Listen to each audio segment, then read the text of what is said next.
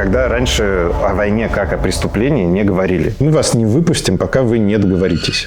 Хорошая идея. Сейчас эти люди пьют и разоряют меня, завтра они вернутся и обогатят меня. Если мы не проиграли на поле боя, наша страна не была оккупирована, то почему мы должны нести такое тяжелое бремя последствий? А у кого вот эта линейка справедливости? Превентивные войны запрещены. Я вообще-то сейчас здесь разденусь. Чего еще ты хочешь, кроме как не остановить эту войну? Война может перестать быть справедливой в зависимости от того, как она ведется.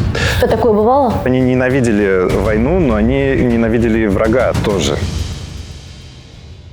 Арсений, вы один из самых важных и компетентных популяризаторов теории справедливой войны на русском языке.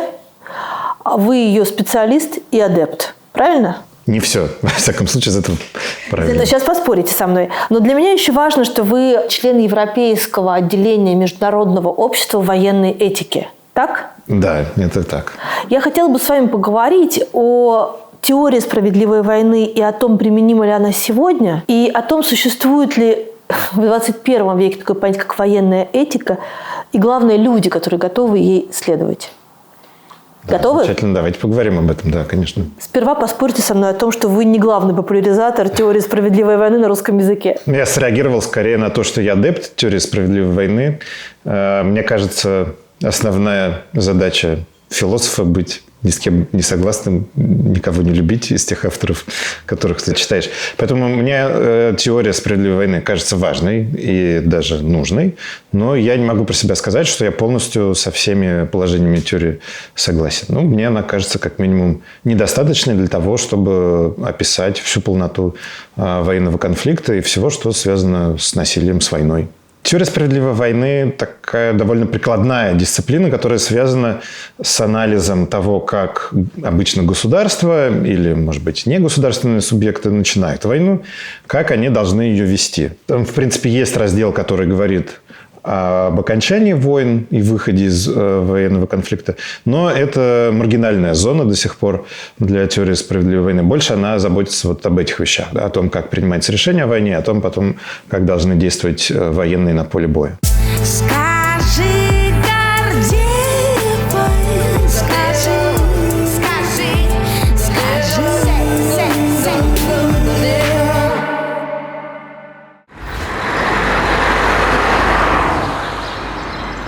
Мы встречаемся в Реймсе. Это видно сразу по собору. Да. Но почему? Реймс вообще удивительное место. Он наполнен просто самыми разными историями, связанными с войнами, с всевозможными, начиная с оккупации Галлии Юлием Цезарем. И, конечно же, Первая мировая, Вторая мировая война, все здесь прошли. Вторая мировая война в каком-то смысле здесь закончилась. Кроме того, у Реймса много связей с Россией, с русскоязычным миром. Здесь короновалась Анна Ярославовна, такая княжна 12-го столетия. Петр I посещал Реймс. А кроме того, Реймс – это столица Шампании, и шампанское делают именно здесь. На самом деле история шампанского, ее часто рассказывают как историю войн, поражений и побед. И связи между шампанским и победой, они очень сильные. В какой-то степени успех шампанских вин, он связан с историей войн. С тем, что, да, сюда постоянно приходили разные завоеватели, люди, которые оккупировали Реймс, эту территорию, и они, помимо прочего, уносили из Реймса не только богатство, но еще и любовь, интерес к шампанскому. Так шампанское стало международным таким брендом, знаком и вина вообще, и триумфа тоже. И русские войска здесь были, и немецкие войска очень часто. И все они становились поклонниками шампанского. Александр I, например, говорил, что он не будет пить никакое шампанское, кроме вдовы Клико, после того, как попробовал.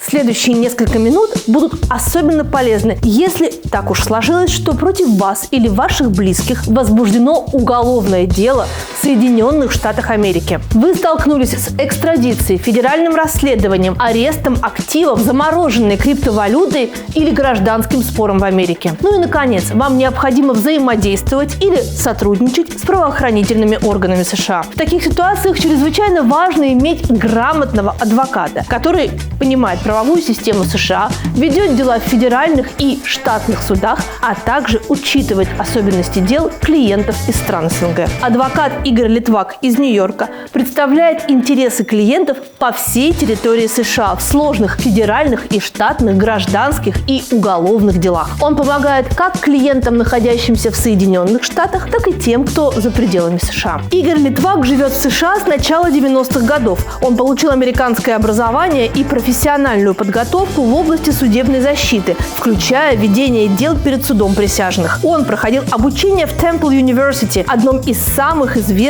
университетов США в области подготовки адвокатов к судебным процессам и выступлениям перед присяжными. Адвокат Литвак также проходил практику в прокуратуре США, что помогает ему понимать подход государственных органов, логику расследований и стратегию стороны обвинения. Если против вас открыто уголовное дело в США, адвокат Литвак имеет успешный опыт решения таких дел без необходимости приезда клиента в Соединенные Штаты. А в гражданских делах он помогает защищать интересы клиентов, связанные с активами, коммерческими спорами, судебными процессами и другими правовыми вопросами в США. Оплачивать юридические услуги можно самыми разными способами, включая криптовалюту. По ссылке в описании контакты в Telegram, WhatsApp и Signal, по которым можно связаться с Игорем Литваком, а также сайт со всеми деталями.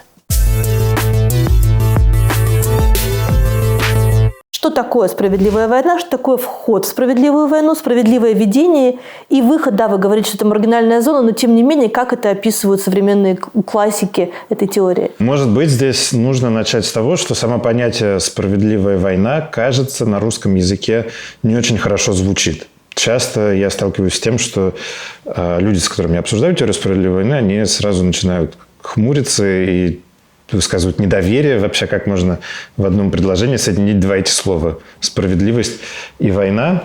И здесь показательна еще одна история, которая связана с опросами Левада-центра, который с 2005 по 2014 год периодически проводил опросы, исследования общественного мнения россиян относительно того, какие войны, в которых участвовала Россия или Советский Союз в 20 веке, были справедливыми и несправедливыми.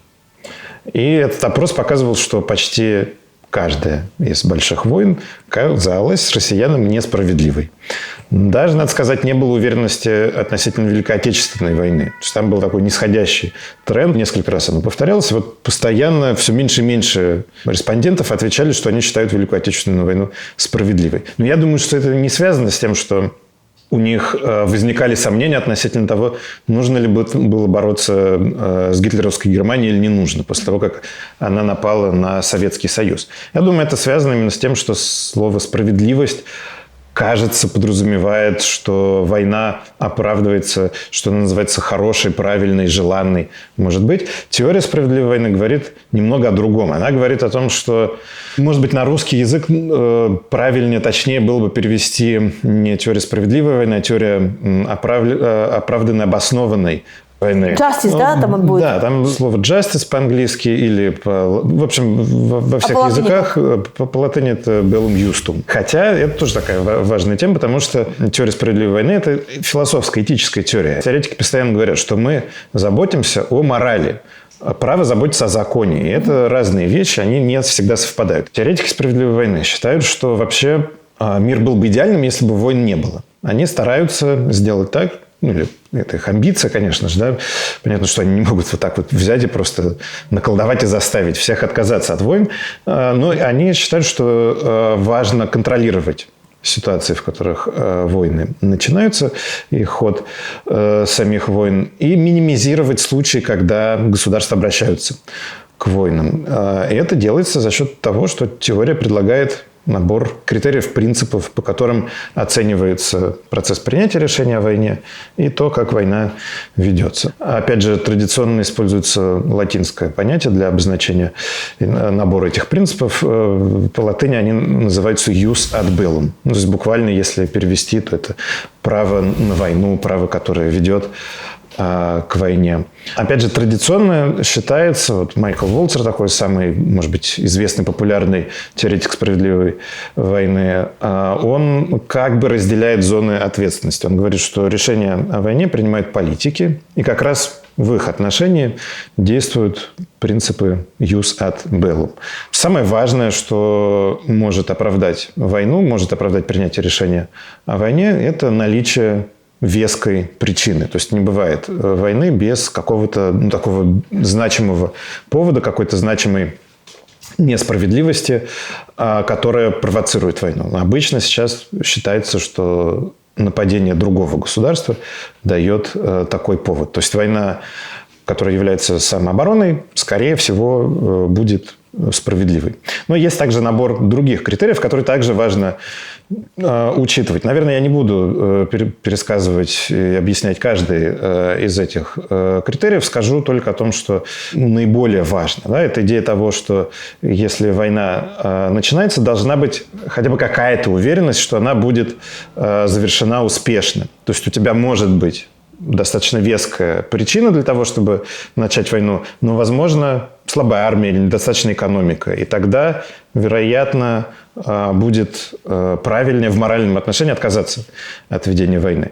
И, конечно же, война должна быть соразмерной, ну или пропорциональной, по-разному можно перевести на русский язык этот термин. Что это значит? Это значит, что все понимают, что война – это зло, что она связана со смертью, с огромным количеством смертей, с разрушениями, она имеет тяжелые последствия. Весь набор этих ужасных последствий тяжелых, он должен перевешиваться тем благом, которое вы достигнете, вступая в войну. Если это условие не выполняется, война тоже не будет справедливой и оправданной в моральном отношении. Hey Chati, how are you today? I miss you. I'm doing well now that you're here. I missed our conversations too. I'm so busy with this World Cup. Are you following it? A little bit, yes, but there are so many tournaments lately that I need help keeping up. Which World Cup are you talking about? Oh, the football one, actually. Football. Then I understand why you're busy. During a World Cup, normal life almost disappears for many people. Which team are you supporting? Oh my god, my favorite is the Mexico team. Did you watch this game between Cabo Verde and Spain? It was amazing one. Yes, that 0-0 draw was wild. Cabo Verde defending like their lives depended on it. And Spain just kept attacking and attacking without scoring. Matches like this are why people love the World Cup. A small team suddenly becomes the hero of the tournament. Oh, you know, Vozinha right now is my favorite player. And I'm also the fan of Cesaria Évora from Cabo Verde. So small country gave us two absolutely excellent heroes. What do you think about it? I love that connection, actually. One country and two completely different kinds of legends. Cesaria Évora with music and Vozinha with football.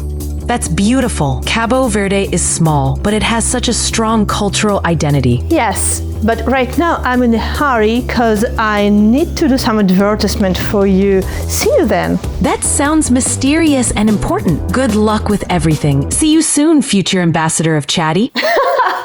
Ну вот так, как видите, я продолжаю подтягивать свой английский прямо в Телеграме с помощью чати и девушки, которые обладают чувством такта, чувством юмора и, несомненно, чувством языка. Все обучение через практику и живой диалог на актуальные и интересные темы, которые можно и нужно выбирать самому. А вот еще несколько причин, почему это и удобно, и эффективно. Во-первых, нет никакого графика занятий, под который нужно подстраиваться. Занимайтесь когда угодно. по дороге домой или на прогулке. Во-вторых, никаких ограничений по времени, занимайтесь сколько хотите. Я, например, чаще всего делаю это во время прогулки с собакой. Занимает от 20 минут до 1,5 часов. В настройках можно выбрать разные уровни сложности ответа и скорость речи от новичка до носителя. А еще в чате теперь можно учить не только английский, но и другие языки.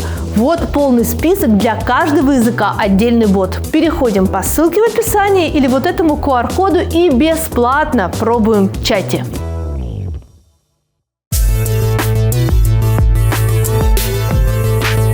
Важные вопросы, которые касаются нас и сегодняшней ситуации. Может ли быть справедливой и оправданной война, которая начата в качестве превентивного удара? И может ли в качестве оправдания начала войны служить причина защиты чужих народов, даже если государства, политики считают, что их угнетают? Да, хорошие сложные вопросы. Строго говоря, превентивные войны запрещены и международным правом, и теория справедливой войны также их запрещает. Потому что подразумевается под превентивной войной? Заявление о том, что мы сейчас начинаем воевать, потому что мы считаем, что наш противник когда-то, через год, через 10 лет, станет настолько сильным и опасным, что он уж точно на нас нападет, и это может привести к плохим последствиям для нас. И это неправильная логика. Повторюсь, первый принцип, первый критерий, с которым подходят теоретики справедливой войны к войне, это наличие какой-то серьезной угрозы, с которой вы столкнулись здесь и сейчас, а не то, о чем вы думаете, что может произойти на каком-то отдаленном временном То есть интервале. любого рода сослагательность, она не может быть причиной до тех пор, пока на тебя не напали. Да, но есть важное уточнение. Есть понятие превентивных войн и есть понятие упреждающего удара. Это другая ситуация, где временной разрыв между угрозой и началом войны гораздо меньше. Вражеские танки уже на границе на вашей. Вот вы уже видите, что война, нападение на вас неизбежно. В этот момент вы можете начать войну, согласно представлениям теоретиков справедливой войны. Это будет оправданным нападением. Это упреждающий удар. Когда угроза настолько очевидна, что уже нет смысла откладывать начало войны. Да, вы как будто бы инициируете эту войну, но по большому счету вы видите, что война начнется завтра, послезавтра. Остановите меня, если вам покажется этот вопрос неэтичным, но я хотела бы его задать. Многие поколения советских, а затем и российских людей выращены вот в этом страшном нарративе о том, как в 4 утра 22 июня враг коварно, вероломно и так далее напал на нашу страну. И это все время из раза в раз повторялось, но известно о том, что разведка докладывала, и он же коварно и вероломно не в одну секунду, а танки эти двигались. Если бы, не люблю сослагательность, но да. Что делать? Если бы в тот момент Сталин принял решение нанести упреждающий удар, это считалось бы справедливым? Вы, кстати, ударили в больное место теории справедливой войны, потому что она во многом оперирует разного рода сослагательным наклонением или попыткой прогнозировать ситуацию в будущем, что, конечно же, очень сложно поддается нашему контролю. То есть у нас может быть какое угодно представление о будущем. Не всегда мы властны над реальностью и временем. И не всегда все происходит так, как мы ожидаем. Простой ответ на этот вопрос – да. Упреждающий удар вот в этой ситуации, когда уже очевидно, что немецкие войска концентрируются на границах Советского Союза и условно напасть за, может быть, даже не то, что 21 июня, а 20 мая, было бы оправданным. Кроме того, здесь ситуация в чем-то становится проще, потому что Гитлер начал несправедливую войну не 22 июня 1941 года. Он начал ее почти за 2 года до этого, еще 1 сентября 1939 года. То есть он уже был вовлечен в масштабную несправедливую войну. Она уже, по сути, была мировой войной, и Советский Союз мог бы присоединиться к этой войне раньше на стороне антигитлеровской коалиции. Это, кстати, связка с тем вопросом, который вы тоже задавали, о том, можно ли защищать не свою территорию, не свое население, не своих граждан. Да, потому что логика теории справедливой войны, она в базовом таком виде, она сводится к тому, что у государства есть право использовать военное насилие, поскольку у них есть обязательство защищать своих граждан. Поэтому, когда нападают на вашу страну, у правительства есть возможность этому нападению ответить на него при помощи своей армии.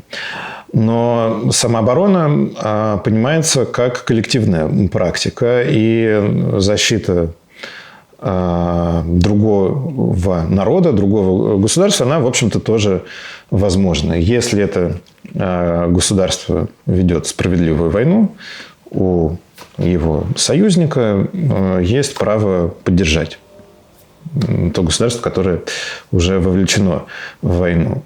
Так что, в общем, с любой точки зрения у Советского Союза, если бы на эту ситуацию смотрели теоретики справедливой войны, они сказали бы, что у Советского Союза есть возможность, есть моральное право участвовать в войне с нацистской Германией. Есть ответ на вопрос, почему Сталин этого не сделал? Я думаю, что это особенности Сталина как политического лидера. Я думаю, отчасти он не хотел вступать в коалицию со странами Запада, которые уже воевали с нацистской Германией. Возможно, он надеялся, но это была, очевидно, ошибочная надежда, что, не провоцируя Германию, он тем самым либо выиграет время, и Советский Союз получит больше времени на подготовку к войне с Германией, либо вообще сделает так, что Гитлер не нападет на Советский Союз. Ну, последнее было явным просчетом, ошибкой, недальновидностью, как ни назови.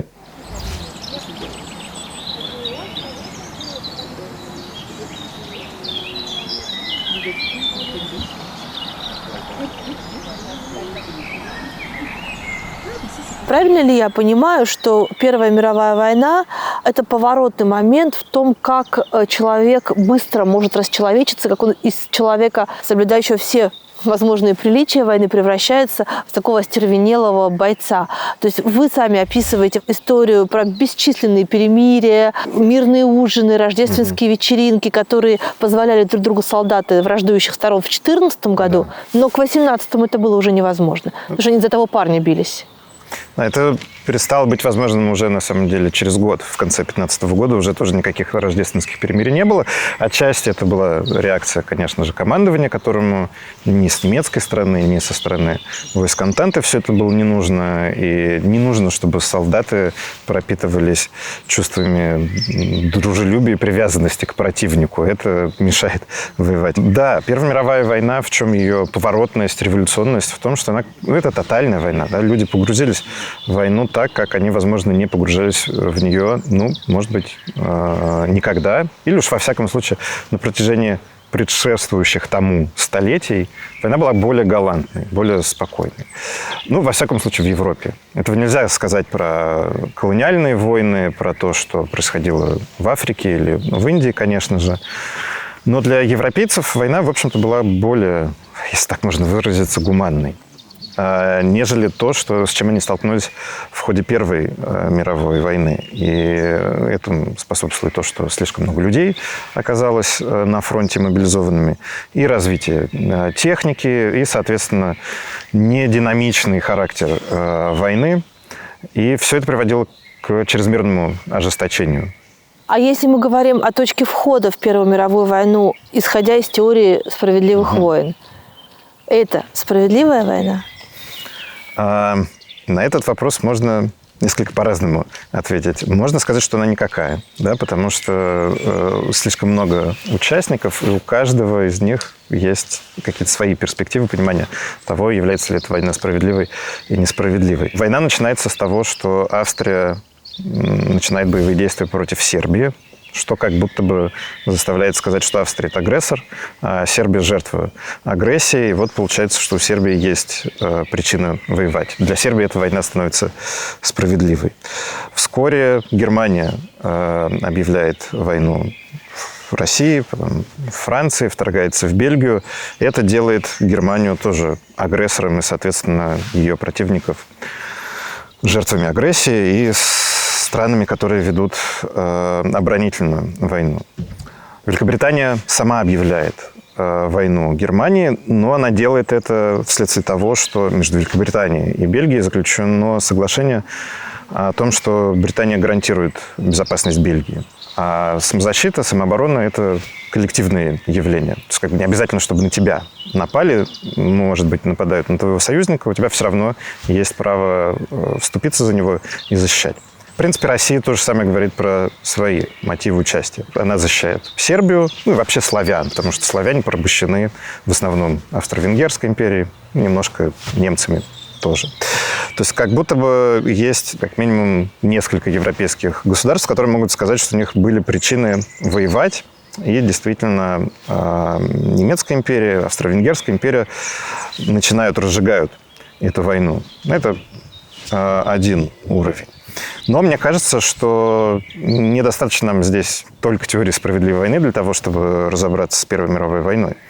Потому что мы должны обязательно говорить о каких-то более масштабных явлениях, которые являются фоном для этой войны. Я в первую очередь имею в виду империализм и колониализм, а также мышление в духе великих держав. Каждая страна, вступающая в эту войну, так или иначе хочет ее, она готовится к ней. Даже в какой-то мере Сербия не против. Большие дискуссии идут, в какой мере убийство Франца Фердинанда было санкционировано, не было санкционировано сербскими властями или, может быть, какими-то отдельными структурами внутри сербского государства.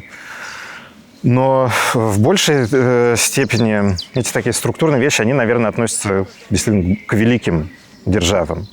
И у Франции были планы по освобождению Эльзаса и Лотарингии. Они в этом смысле хотели войны. И Британии тоже, конечно же, не нравилось усиление Германии и Австро-Венгрии. То же самое, в общем-то, думала о своих западных соседях Российская империя. То есть получается, что Первая мировая война – это война, которую начинают центральные державы, но которую все хотят. Сама структура отношений между европейскими государствами, между великими державами, она такова, что эта война становится неизбежной. Здесь, мне кажется, очень сложно говорить о какой-то справедливости. Империалистическая система, система баланса сил между великими державами, она несправедлива по умолчанию. Она несправедлива именно потому, что она провоцирует войны. Ну, еще есть важный момент, что войны до этого велись все-таки плюс-минус по принципу свой-чужой. А здесь люди едва ли не родственники друг другу. И те, кто затевают войну, я имею в виду правители, и те, кто вынуждены воевать друг против друга на линии боевого соприкосновения, например, в районе Эльзаса и Лотарингии. Да, но это очень интересное явление. Действительно, это забавный факт, что это война родственников, кажется.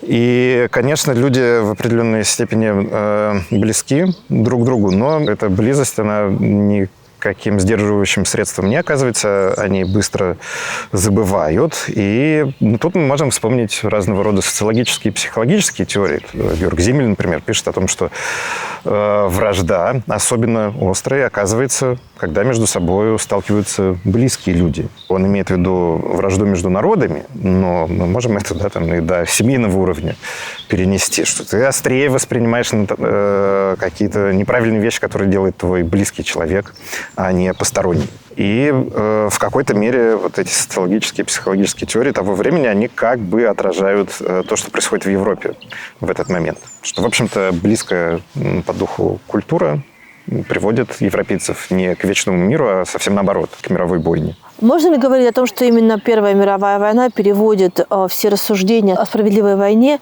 из категории философской в такую более практическую часть? То есть рассуждать можно было сколько угодно, когда это не так близко.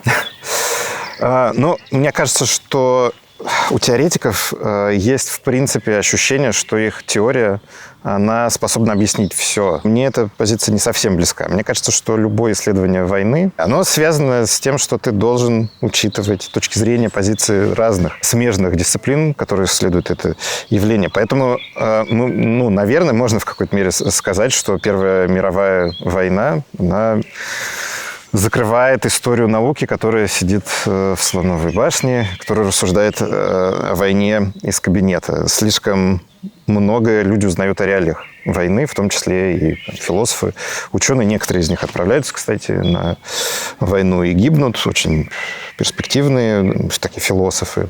Вот с российской стороны, например, воевал Федор Августович Степун. Wittgenstein воевал тоже. Очень интересные его дневники. Он как раз такой не герой. Причем он не находится на линии фронта, он вообще плавает на военном судне, но он постоянно пишет, что ему страшно, и вообще некогда читать и заниматься работой. То есть такой как бы антигерой. Да, это вот хороший пример того, как философ сталкивается с реальностью войны. Но, повторюсь, мне кажется, что для изучения войны нам, в принципе, всегда, и это уже не связано только с Первой мировой войной, нужно понимать, что о ней знают самые разные люди. И там, социологи, и психологи, и историки, и, конечно же, что знают непосредственно участники боевых действий, что они говорят, что они думают об этом.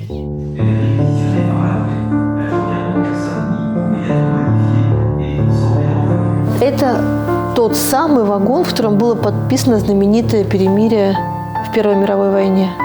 Он выглядит так же. Это не тот самый вагон, потому что тот самый вагон Гитлер взорвал после того, как в 1940 году Германия начала активную кампанию на западе Европы, вторглась во Францию. Немцы заставили подписать перемирие французов в этом же месте, в этом же вагоне, в котором было подписано перемирие, перемирие в 1918 году. Да? В 1918 году Германия проиграла, в 1940-м победила. И вот давайте мы перечеркнем ту историю поражения, и теперь это будет история победы. И они действительно подписали перемирие здесь, и потом вагон взорвали. Так что то, что мы здесь видим, это восстановленная модель вагона, которая выглядит точно так же, как он выглядел. Ну, тогда вопрос, собственно, из этого и вытекает. Можно ли считать, если мы исходим из концепции справедливое начало войны, справедливое ведение войны и справедливый конец войны, можно считать конец Первой мировой войны справедливым? Мне кажется, очень сложно. Тут очень интересно, что на входе в этот музей висит цитата из Черчилля, что народ, который забывает свою историю, вынужден ее повторять. Может быть, было бы лучше, если бы иногда народы все-таки забывали свою историю, потому что, конечно же, конец Первой мировой войны дал просто очень богатую питательную почву для того, чтобы возник реваншизм в Германии, в общем-то, в Австрии, да во многих местах в Европе. Можно сказать, что Первая мировая война окончилась успешно в том смысле, что разрушились, пали сразу 4 империи большие европейские. Многие народы получили независимость, получили собственные государства. Но, в общем-то, и в этих новых странах тоже рос национализм, фашизм. Европа очень сильно оказалась такой милитаризованной после Первой мировой войны. И это касается не только Германии. В какой момент своей жизни вы начали интересоваться войнами? То есть это же не детское увлечение солдатиками привело вас сюда? Детское увлечение историей. Я всегда любил историю и литературу. У меня степень кандидата философских наук по направлению истории философии. Потом я поступил на философский факультет, и оказалось, что... А почему вы на философский поступили? Мне хотелось поступить в Высшую школу экономики. В год, когда я поступал, как раз открылся этот факультет. Мне хотелось при этом получить гуманитарное образование, такое широкое гуманитарное образование. И когда я поступил, уже стал учиться, я понял, что российская философия, она во многом... это либо история философии, где обсуждается, Кант сказал вот так, а Гегель ему ответил вот эдак. Может быть, большей популярностью пользуются такие традиционные философские дисциплины, как онтология, то есть что такое бытие, что такое мир, что такое жизнь, существование, или теория познания. Религиозная философия еще, да, вообще вот если спросить, что такое русская философия, это... В основном религиозная. Да, основные, самые такие известные философы – это русские религиозные философы. А войной как-то не очень много кто занимается. Русская философия удивительно миролюбива. Как, кстати, там, не знаю, русская... историческая наука, может быть, тоже. И мне стала интересна эта тема, мне стала интересна она и в историческом измерении, как вообще эволюционировало европейское представление о войнах, как раз вот что считалось оправданным, неоправданным в связи с войнами на протяжении последних 3 тысячелетий, начиная от античности до современности. И мне, конечно же, стало интересно, что собой представляет современная этика войны, о каких темах, о каких проблемах рассуждают философы. Ну, я так понимаю, что в русском языке вообще словарного набора и методов дискуссии о войне нету. Либо это очень героическая траектория, либо это журналистская и такая репортажная стезя, на которой рассказывают про кровь, пот, слезы и не обсуждают ни этику, ни какие-то моральные уроки войны. Да, это верное замечание. Язык довольно скудный. И страшно говорить, потому что ты все время кого-нибудь оскорбишь. Страшно говорить, наверное, потому что нету опыта, нету привычки говорить. Я думаю, что на русском языке о войне обычно традиционно говорилось в категориях долга, служения, священной обязанности по защите Родины. И совершенно в таком незавидном положении была критика войны, пацифистская, ненасильственная. Толстой, все это какие-то такие почти блаженные люди. А языка, который позволил бы обсуждать войны и говорить, что в каких-то ситуациях войны возможны и допустимы, его не было сформировано по большому счету. Русские философы в какой-то момент, собственно, в 1914 году, они внезапно открыли для себя мир войны. Я, конечно же, утрирую. И закрыли. Да, потому что там был Владимир Соловьев в конце 19 века.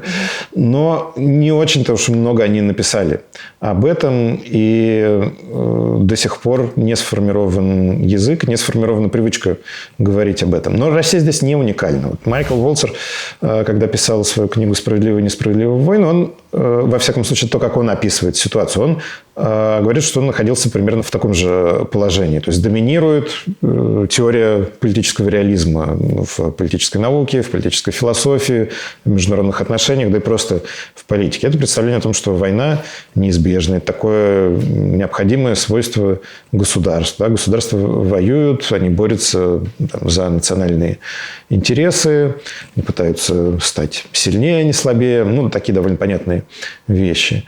И начинается Вьетнамская война, которая многим не нравится в Соединенных Штатах, массовые протесты, но при этом непонятно, как обсуждать эту войну. Да? А что именно-то не нравится? Да? Как выразить свое непонимание, свое неприятие этой войны? И это стало во всяком случае, одним из стимулов для написания его работы «Справедливые и несправедливые войны». According to the wishes of Monsieur Noblemer, the general manager of the Compagnie Internationale de Wagonville, did it earn a well-deserved rest? Far from it. Немцы считали себя униженными. А в чем их униженность заключалась? В чем несправедливость по отношению к ним была в заключении этого перемирия? Вы мне запретили говорить «мир». Да, здесь мы находимся в Кампенском лесу. Здесь 11 ноября 1918 года было объявлено о перемирии, как итоги Первой мировой войны. Да, а мир потом через полгода уже долго обсуждали, подписывали, заключали в Париже. Несправедливостей, мне кажется, было много. Около музея находится памятник, на котором написано, что здесь, на этом месте, была остановлена преступная агрессия немецкой империи.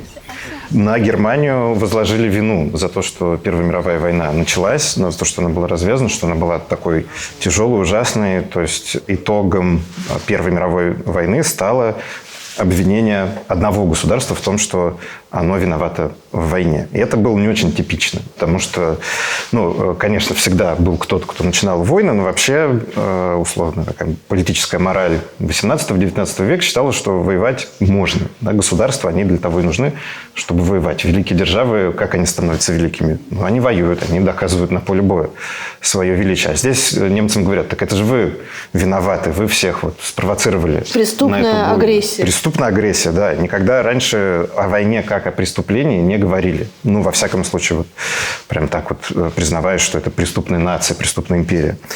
Это была очень серьезная обида, серьезное обвинение. Конечно же, Германия потеряла часть территорий. Германия лишилась, по большому счету, армии, лишилась возможности развивать промышленность, не только военную промышленность. То есть был нанесен серьезный удар по благосостоянию Германии. Люди страдали от войны. Был голод, и вообще была довольно тяжелая ситуация в самой Германии.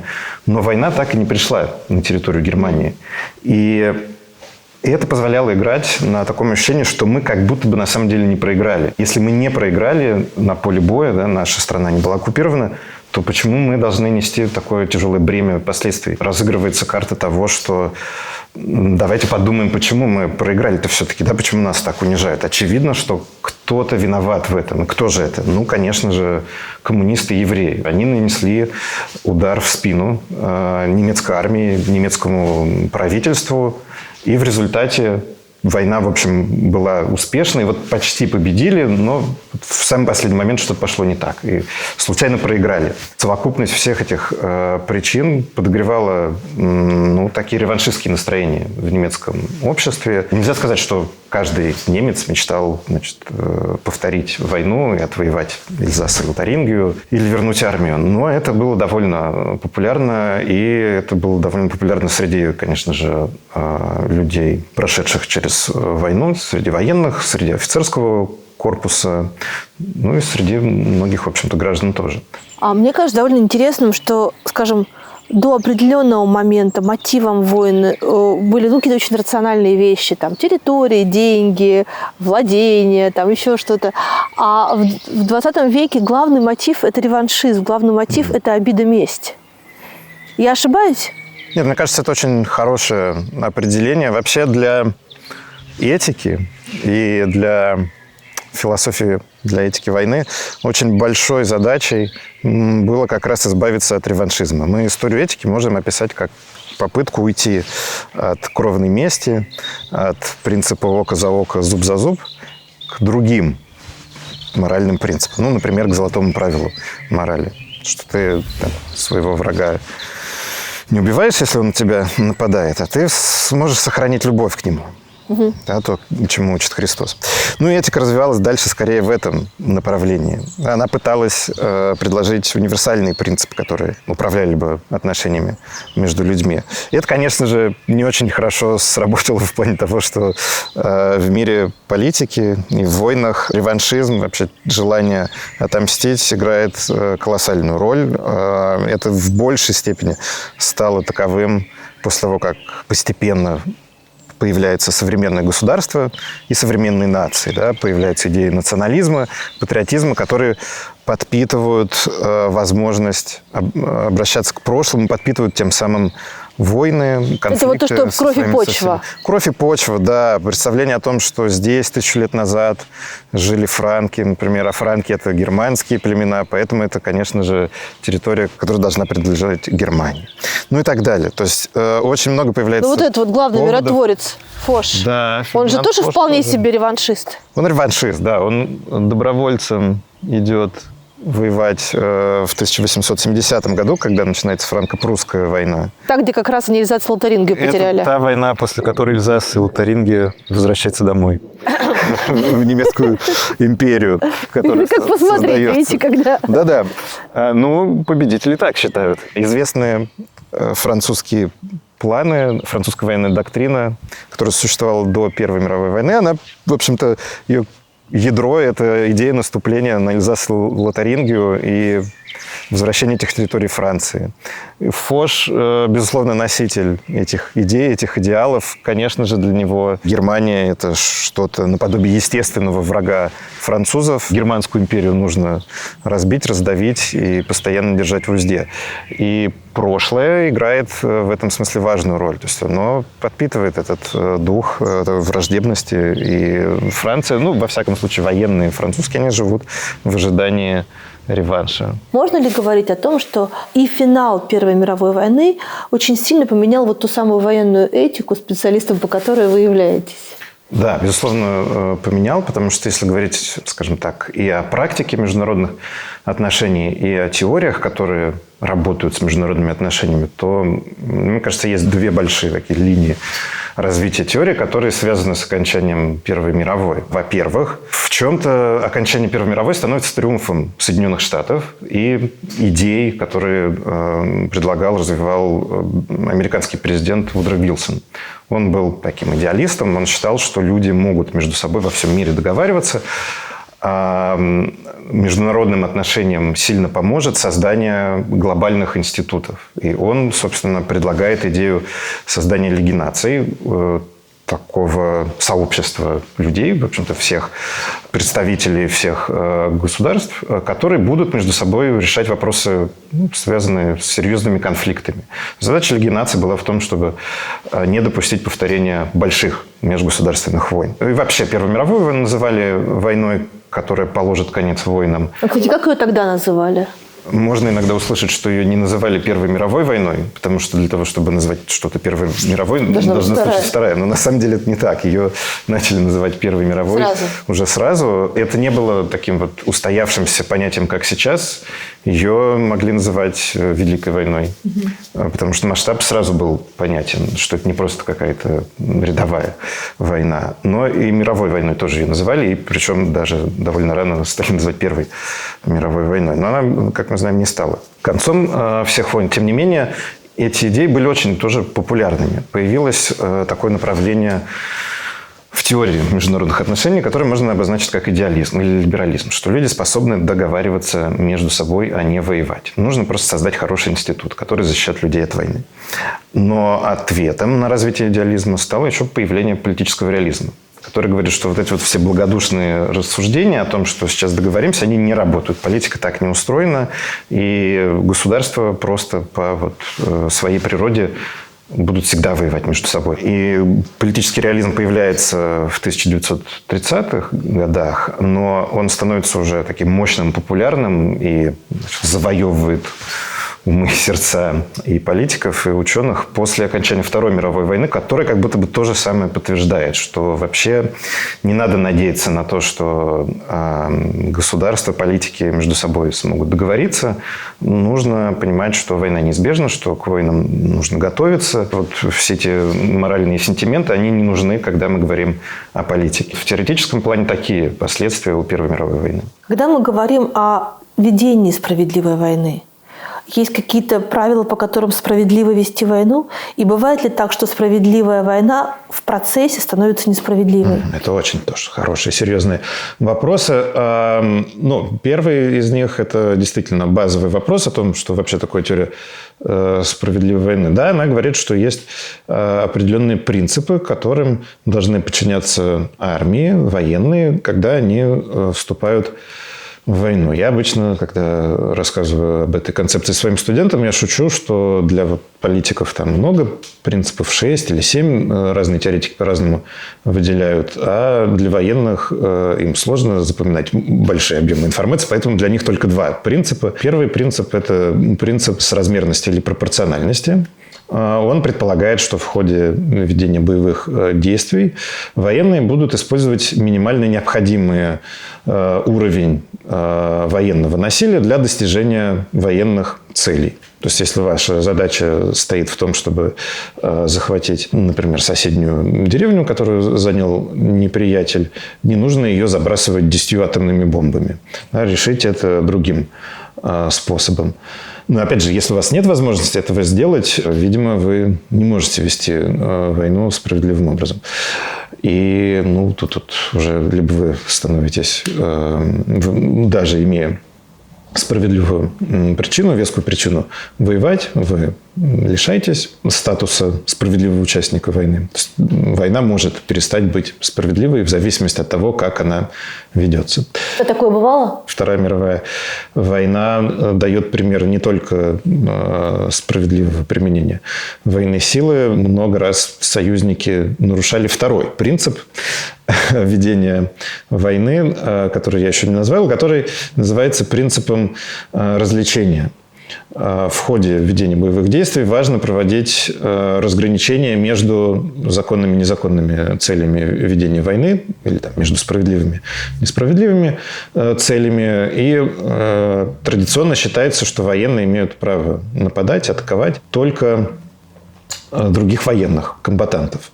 И они должны воздерживаться от нападения на гражданских лиц. Гражданские лица могут в исключительных случаях пострадать как сопутствующие потери, да, как вот идея довойного эффекта, что нападение, которое приводит к каким-то очень важным военным результатам, но тем не менее связано с гибелью не очень большого числа гражданских лиц, может быть оправдано, если оно приближает победу справедливой стороны. Но все-таки самая главная идея – это то, что в ходе ведения боевых действий недопустимо нападение на гражданское население. Особенно уж массовые нападения, массовые жертвы среди гражданского населения. В ходе Второй мировой войны, к сожалению, союзники нарушали этот принцип. И иногда сознательно, иногда, может быть, не вполне понимая последствия своих ударов. Ну, тут классический пример будет бомбардировка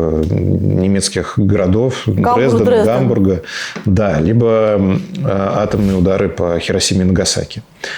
Когда просто было очевидно, что не могут не пострадать жители этих городов, и они явно приносились в жертву целям, которые, возможно, получилось бы достичь иными способами. В общем, два принципа. Это соразмерность и развлечение целей. В данном случае теория справедливой войны совпадает с международным правом. Но за бомбардировки Дрездена и Гамбурга и за атомные удары никто не был наказан? Никто не был наказан. Можно сказать, очень ограниченное наказание, такое скорее символическое, может быть, было в случае бомбардировок немецких городов. Но да, в общем...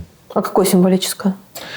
Символическое наказание. Глава стратегической авиации британской не получил статус пэра по окончанию войны. Все остальные получили, а он нет. Да, его называли бомбер Харрис, бомбардировщик Харрис, генерал авиации. Да, потом, кстати, в ответ на вопрос журналиста о том, зачем вы это делали, ведь очевидно же, что там не было военных объектов, там были только гражданские, он говорил о том, что за несколько лет войны наше оружие настолько улучшилось, что было бы странно не посмотреть, как его применять. Эту же претензию можно предъявить и к бомбардировкам Хиросимы и Нагасаки, потому что отчасти, конечно же, американская сторона оправдывала эти удары тем, что они таким образом спасали жизни своих солдат, и в какой-то степени японских, и солдат, и гражданских лиц, которые погибли бы, если бы американцам пришлось высаживаться на японские острова. Но, с другой стороны, кажется, не в меньшей степени американцев заботила возможность продемонстрировать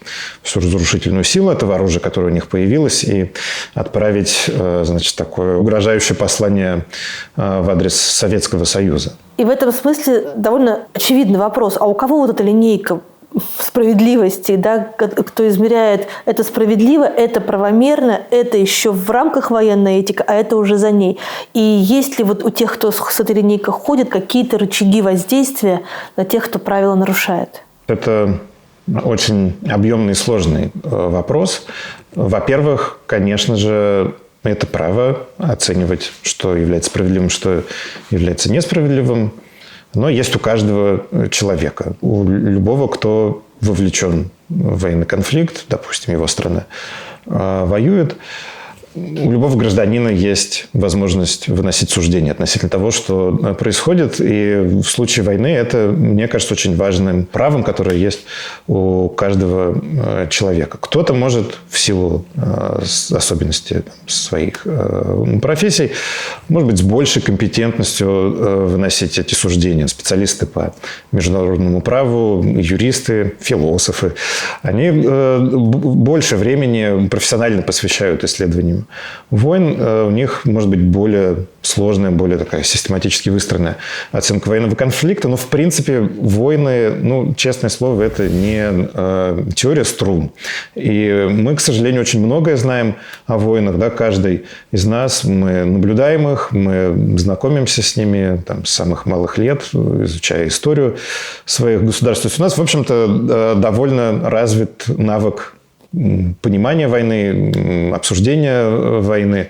И у каждого таким образом есть возможность выносить суждение о том, что правильно, что неправильно для его государства. И у каждого есть возможность оценивать то, как действует армия твоего государства. Есть международное право, которое предписывает вынесение суждений о войне определенным международным институтам, в первую очередь Организации Объединенных Наций. Есть международные суды, которые тоже, по идее, должны контролировать то, как войны начинаются, как они ведутся.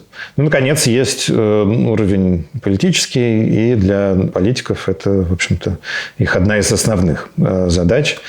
Если опять же, обратиться к истории философии, то можно сказать, что Томас Гоббс, такой английский философ 17 века, он придумал государство, чтобы оно вело войну. Показал, что одна из основных задач, которая стоит перед государством, это ведение войны и мира, заключение мира, и защита своих граждан. Политики – это те люди, которые должны исполнять эту обязанность, и в их руках находятся вопросы о начале войны и о ее окончании. Я при этом думаю, что большая роль, если говорить именно об окончании войн, да, потому что обычно политики не консультируются с обществом, с общественными организациями в момент, когда они принимают решение о том, что завтра начнется нападение.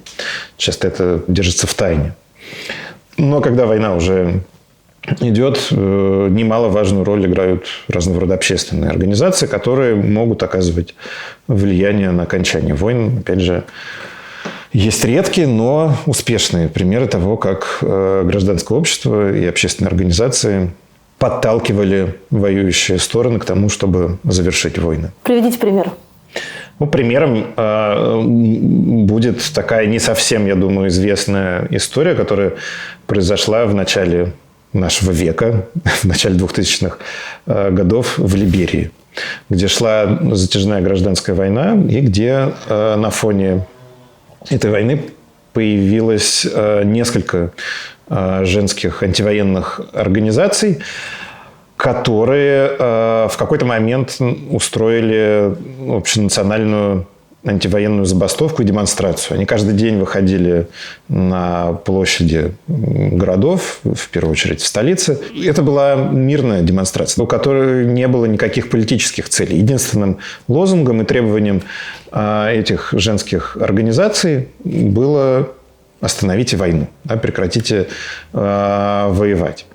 В определенный момент этим женщинам, ну, не то чтобы они заставили противоборствующие стороны сесть за стол переговоров. Да, это был сложный процесс, в котором участвовали и как бы более ресурсные организации и соседние африканские страны. Но в какой-то момент эти женские организации увидели, что переговоры заходят в тупик. Тогда одна из лидеров этих организаций, Лейма Любови, она зашла вместе со своими соратницами в отель, где шли переговоры, и сказала, что мы вас не выпустим, пока вы не договоритесь. Хорошая идея. Да, вот сидите здесь и вот общайтесь между собой. Их попытались выдавить оттуда, очистить помещение от этих протестующих. И тогда Любови сказала, ну, я вообще-то сейчас здесь разденусь. В своих воспоминаниях она пишет, что я и сама не очень понимаю, почему я так сказала. Но это сработало. Это сработало, потому что в Западной Африке, если женщина раздевается перед мужчиной, тут очень страшное проклятие. Потому что женщина дает жизнь, и если ты видишь ее голой, как бы чужую женщину, то это может привести к тому, что она заберет из тебя жизнь. И удивительным образом это подействовало на... Такое магическое сознание. Магическое сознание, да, сработало в данном случае и подействовало. И Любови, в общем, таким образом принудила, можно сказать, к миру участников гражданской войны. В Либерии спустя какое-то время война прекратилась. Правильно я понимаю, что все-таки речь идет в основном о воздействии снаружи войны? То есть невозможно себе представить ситуацию, при которой попытка перемирия, попытка остановки войны будет произведена внутри фронта? Самими военными? Да. Я думаю, что определенное влияние военные могут оказывать на готовность своих правительств договориться. В определенной степени Первая мировая война закончилась на фоне уже такой тотальной усталости военных продолжать боевые действия. В Германии произошла революция. Она во многом была инспирирована, вдохновлена именно матросами, военными, которые не хотели продолжать воевать. И страны Антанты столкнулись с такого же рода настроениями. То есть они, может быть, были не в шаге, но очень близки к тому, что войска взбунтуются и откажутся продолжать воевать. Такого рода сигналы могут быть считаны политиками, и они могут осознать, что армия уже близка к тому, чтобы поднять восстание и отказаться продолжать боевые действия.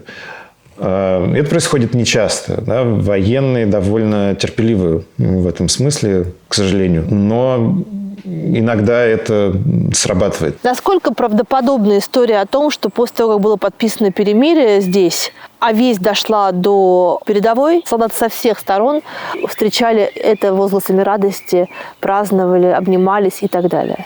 Это правда, но тут нужно помнить, что за минуту до того, как перемирие вступило в силу, солдаты продолжали стрелять. И на эту тему тоже много воспоминаний. Часто историки любят выяснить, кто был последним солдатом, погибшим в Первой мировой войне, буквально там в какие-то последние секунды, пока перемирие еще не наступило. Мне кажется, можно еще найти такие аудиозаписи, когда ты слышишь, что вот идет канонада, стреляют пушки, и потом в 11 часов, 11 минут тишина. Перестрелка заканчивается. И это, мне кажется, просто гениальная иллюстрация того, насколько бессмысленна вообще война и насколько бессмысленно отсрачивать ее окончание. То есть вот в эту минуту вы еще враги стреляете, а в следующую минуту вы уже раскланиваетесь. Такие истории тоже есть, что немецкий пулеметчик стреляет до последней минуты, потом встает, наступает перемирие, он кланяется французам и уходит. И все, и вы уже друзья. И вы готовы обниматься. Ну, и во всяком случае, вы радуетесь миру и празднуете. Но я думаю, все-таки в войне все равно большую роль играют эмоции и личное вовлечение. Я думаю, что те люди, которые находились на линии фронта, им действительно хотелось, да, вот, стрелять до последнего. Они были То есть хотелось стрелять до последнего, или хотелось перестать стрелять? А потом сразу же хотелось перестать. И как бы и так одновременно. Да. Я думаю, что они ненавидели войну, но они ненавидели и врага тоже. Он был как будто бы ответственен за их страдания. И это им позволяло одновременно и хотеть, чтобы все это закончилось поскорее, но, с другой стороны, не останавливаться, продолжать пытаться убивать своих врагов.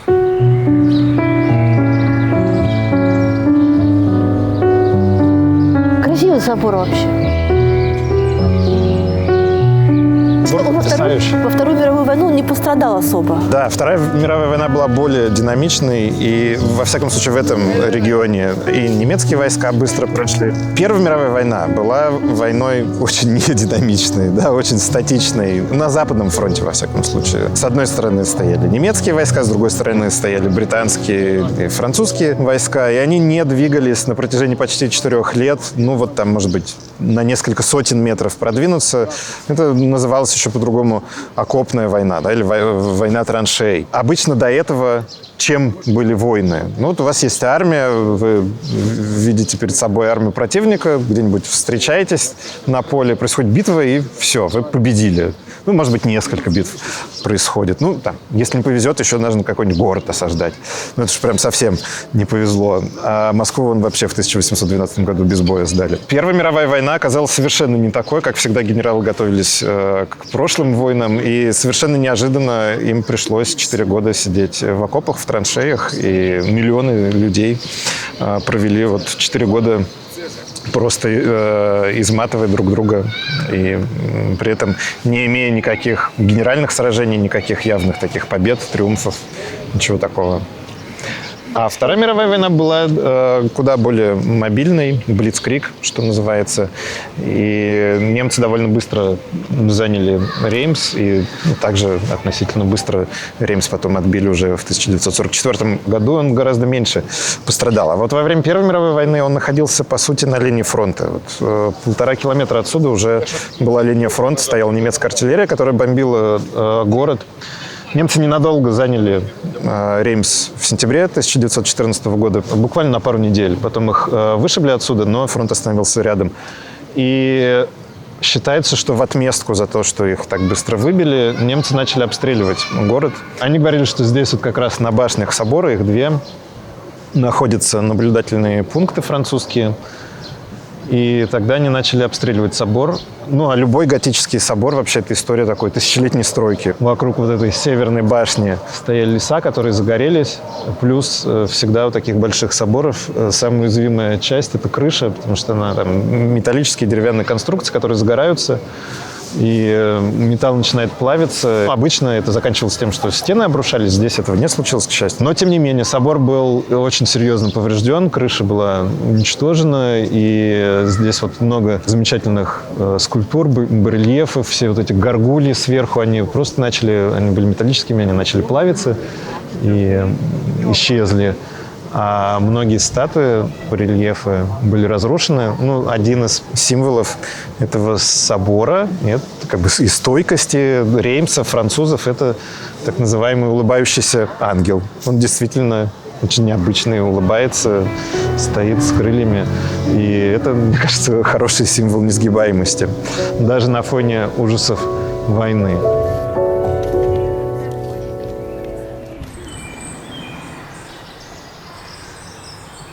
Большая часть этих городов меньше пострадала от Второй мировой войны, чем от Первой. Потому что бои быстро армии проскочили, и все.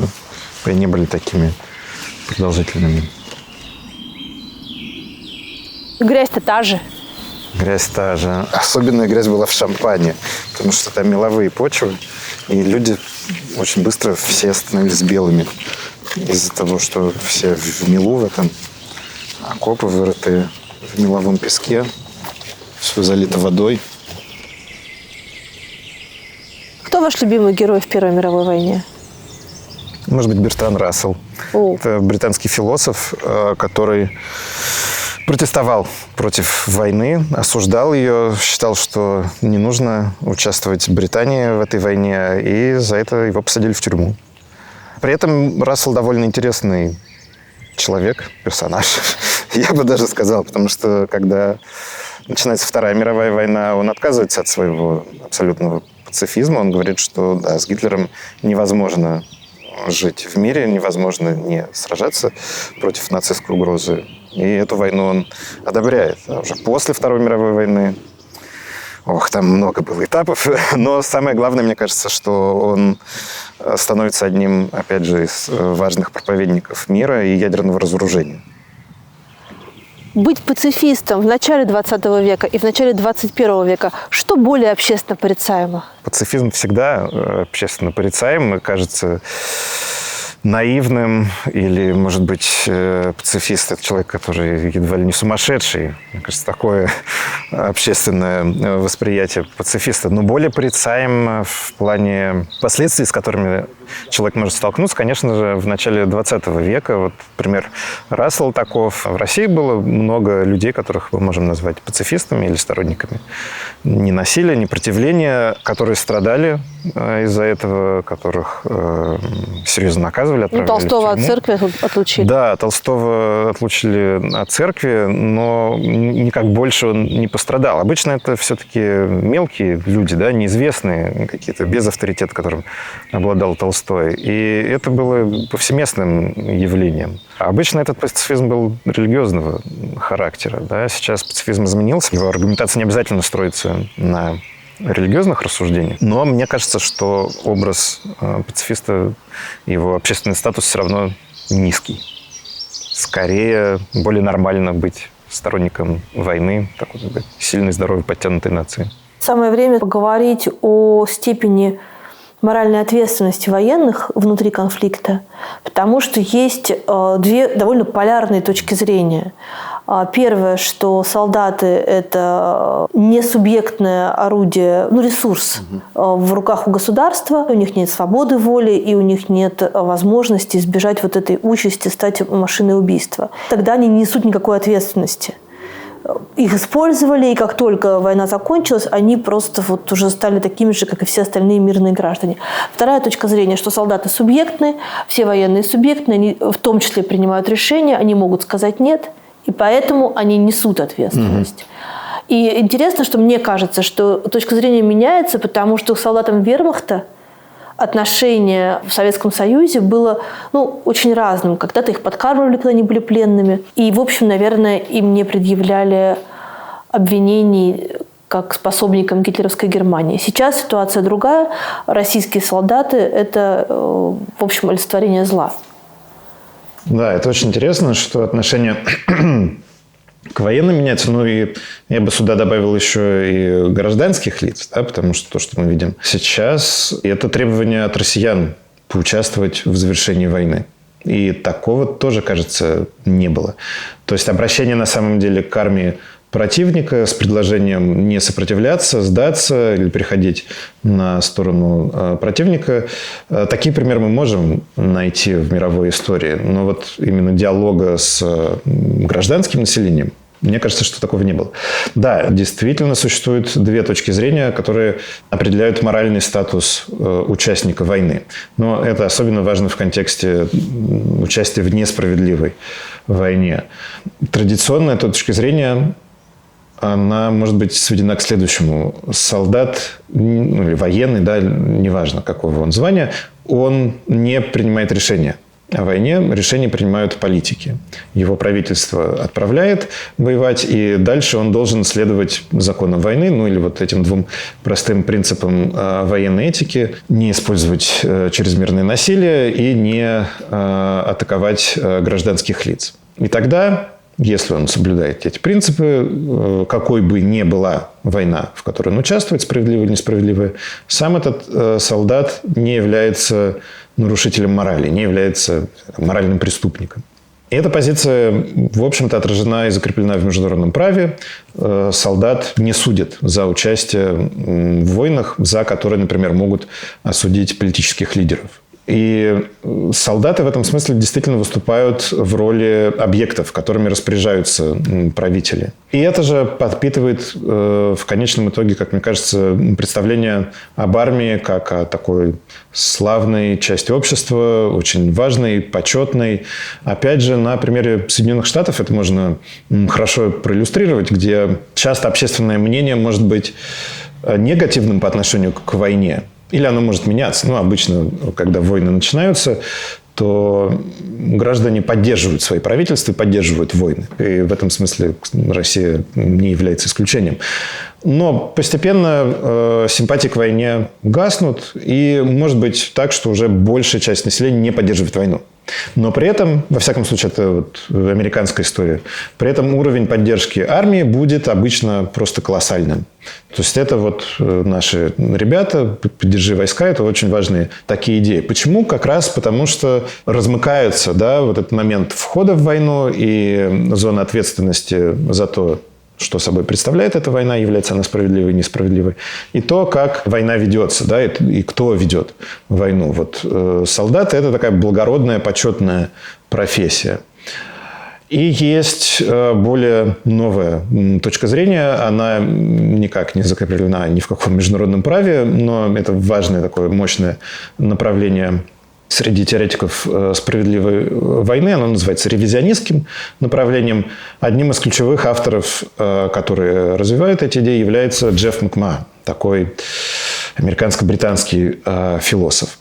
Что он говорит? Что мы должны смотреть на войну так же, как мы смотрим на любой другой случай, в котором используется насилие. Да? Ну, например, частное убийство. И это позволяет нам сказать, что, во-первых, нет вот этого разъединения ситуации входа в войну и того, как война ведется. Если вы участвуете в несправедливой войне, это значит, никакое ваше действие не может быть морально оправданным. Значит, вы моральный преступник по умолчанию. Вы не убили ни одного гражданского человека, может быть, вообще ни одного выстрела не сделали. Тем не менее, если вы оказались в армии государства, которое начало несправедливую войну, вы не имеете права применять насилие. Если вы применяете, вы моральный преступник. Опять же, не преступник в юридическом смысле. Вы просто совершаете морально неприемлемое деяние. Это более высокое требование к такому осознанному пониманию того, участником каких событий ты являешься. Ну, на этом Макмахан говорит, что мы же говорим о морали, а не о законе. И он говорит, что я не предлагаю осудить этих людей, отправить их в тюрьму. Но я предлагаю не делать вид, что они не совершают ничего плохого. Примером может быть как раз участие немецких солдат в войне, ну, допустим, против Советского Союза. Здесь неважно, против Польши, Франции, кого угодно. Как возникло право немецких солдат нападать на советских солдат. Традиционная теория, традиционный подход скажет, что это право возникло потому, что Германия напала на Советский Союз, начала войну. И вот в ситуации, когда идет война, две армии взаимно угрожают друг другу. Они как бы представляют опасность друг для друга. Поэтому у военных возникает право защищать себя, защищать своих товарищей, защищать своих граждан с оружием в руках. И дальше, вот если они, повторюсь, не совершают военных преступлений, они не совершают никаких моральных злодеяний. Макман говорит, что тут какой-то полный абсурд. Получается, значит, 22 июня, если немецкие солдаты нападают на советских солдат, они каким-то образом получили моральное право нападать на этих людей. Но при этом 21 июня, за день до нападения, у них не было этого права. Да? Если бы какой-то немецкий солдат атаковал советского гражданина, или пусть даже и солдата, то мы бы сказали, что это явное преступление. Да? Это нападение и убийство. Получается тогда, что мы лишаем права людей на жизнь и на безопасность, и на неприкосновенность тем, что объявляем войну против их государства. Не абсурд ли? Спрашивает Джефф Макман. Пожалуй, что действительно абсурд. Мне кажется, это очень важным направлением развития современной этики войны. И мне кажется, что это концепция, которая имеет очень важные последствия для, возможно, переоценки, в принципе, самого института войны в 21 веке. То есть вы с ним согласны, скорее, чем не согласны? Я согласен с ним, да. Попытка не оправдывать в моральном отношении. Да, здесь очень важно подчеркнуть, что речь идет о моральной перспективе. Попытка не оправдывать солдат таким образом, да, перенося весь груз ответственности на правительство, это важная идея. Важно при этом, что человек был мобилизован или добровольно подписал контракт для вас? Нет, мне кажется, это не важно. И это то, что говорит Макман. Мы можем в каком-то смысле оправдать, то есть объяснить ситуацию, в которой оказались эти солдаты. Здесь даже, может быть, не важно, контракт подписывает этот человек или мобилизован, да, или призван в армию каким-то иным способом. Часто объективно сложно оценить и понять вообще, война, в которую вступает твое государство, является она справедливой или несправедливой. Это как бы предмет такого отчасти специального знания. Хотя мы много говорим о войнах и в школе, и в публичной сфере, много дискуссий о войнах. Но все-таки вопросы моральной оценки войны, да, являются они справедливыми или несправедливыми, это не самые популярные вопросы и темы. Особенно, мне кажется, на русском языке, в России. Поэтому у солдата может вообще не быть знания или не быть мнения по этому поводу. Он может быть мобилизован действительно. Он может пойти на фронт, потому что ему это кажется важной такой патриотической задачей. Он может бояться. Да? Например, у солдата вермахта иногда говорят, что был выбор воевать или не воевать, но, как правило, отказ от службы в вермахте карался как минимум тюрьмой, нередко расстрелом. Многообразие, да, этих факторов, оно позволяет сказать, что мы понимаем, почему солдат там отказался. Единственное, что мы не должны говорить, что этот солдат перестает быть морально ответственным, морально соучаствующим в несправедливой войне. Мы говорили о том, что во время Первой мировой войны те солдаты, которые были в 1914 году, не равны по своим моральным категориям тем солдатам, которые были уже в 1918 году, потому что за 4 года степень морального разложения достигла довольно больших масштабов. Это же предмет изучения философии, вообще взаимоотношения человека и зла. И той степени, до которой человек может зайти в своем расчеловечивании, в личном, не в том, как ты расчеловечиваешь врага, как ты его обесцениваешь, а в том, на что ты можешь пойти, зная, что за тобой никто не следит, что тебе все можно. И это вещь, которая, мне кажется, для скажем так, обычного человека более понятно, чем вот эти рассуждения о том, является война справедливой или несправедливой. Мне кажется, то, чему нас может научить история о войнах, это то, что они, скорее всего, приводят к самым чудовищным последствиям, которые касаются и, скажем так, судьб народов, и культурного наследия, но и также каждого конкретного человека, которому пришлось участвовать в войне. То есть на индивидуальном уровне это тоже серьезное испытания, серьезнейшие травмы. И это может быть дополнительным аргументом к тому, что вы говорите о личной ответственности, о необходимости, да, задумываться о том, что это за война, в которой тебе предлагают участвовать. Ну, опять же, Джефф Макман считает, что нас история учит тому, что большая часть войн, они несправедливые. Поэтому лучше, значит, не участвовать в войнах. Такой вот простой совет от Джеффа Макмана, современного классика теории справедливой войны. Война действительно во многом порочна, даже если это справедливая война, защита своей родины, своих сограждан. Все, что мы читаем о психологии, о переживании, об антропологии войны, указывает на то, что люди не могут пройти через войны, не получив моральные или психологические травмы. Но вот человек, который способен на те преступления, которые описаны уже в Буче и в Ирпене, да, это человек, который достиг определенного уровня моральной деградации, разложения.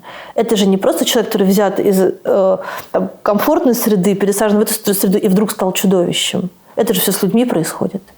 Да, это происходит с людьми, но здесь еще важен все-таки, хотя ревизионисты, они предлагают сравнивать войну с индивидуальными актами насилия, я думаю, что в случае войны тем не менее, большую роль играет то, что война предполагает участие организованных масс людей. Понятно, да, что у каждого преступления есть какой-то конкретный исполнитель, но этот человек совершает эти действия, потому что он является частью коллектива, частью института, да, от имени которого он может выступать и именем которого он может прикрыться.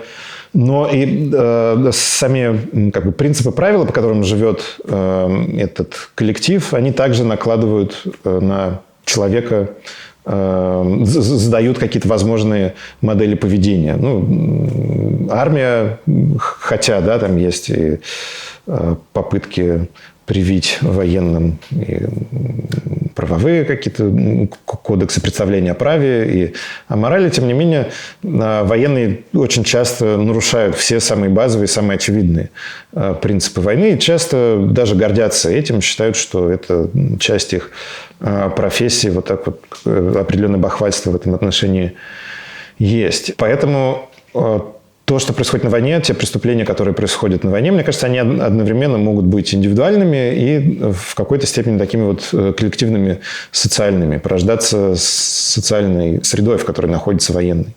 И тут мы переходим логично к вопросу симметричного, справедливого ответа в войне, потому что это вопрос, который бесконечно возникает внутри России, и он требует ответа. То есть, когда Россия наносит удар по Украине, и мы считаем это несправедливым в рамках этой несправедливой войны, дальше Украина наносит ответный удар по России, и вот эти вот сотни, тысячи дронов летят в разные стороны и убивают людей с обеих сторон. Имеет ли право с точки зрения этики войны Украина наносить симметричный удар по России?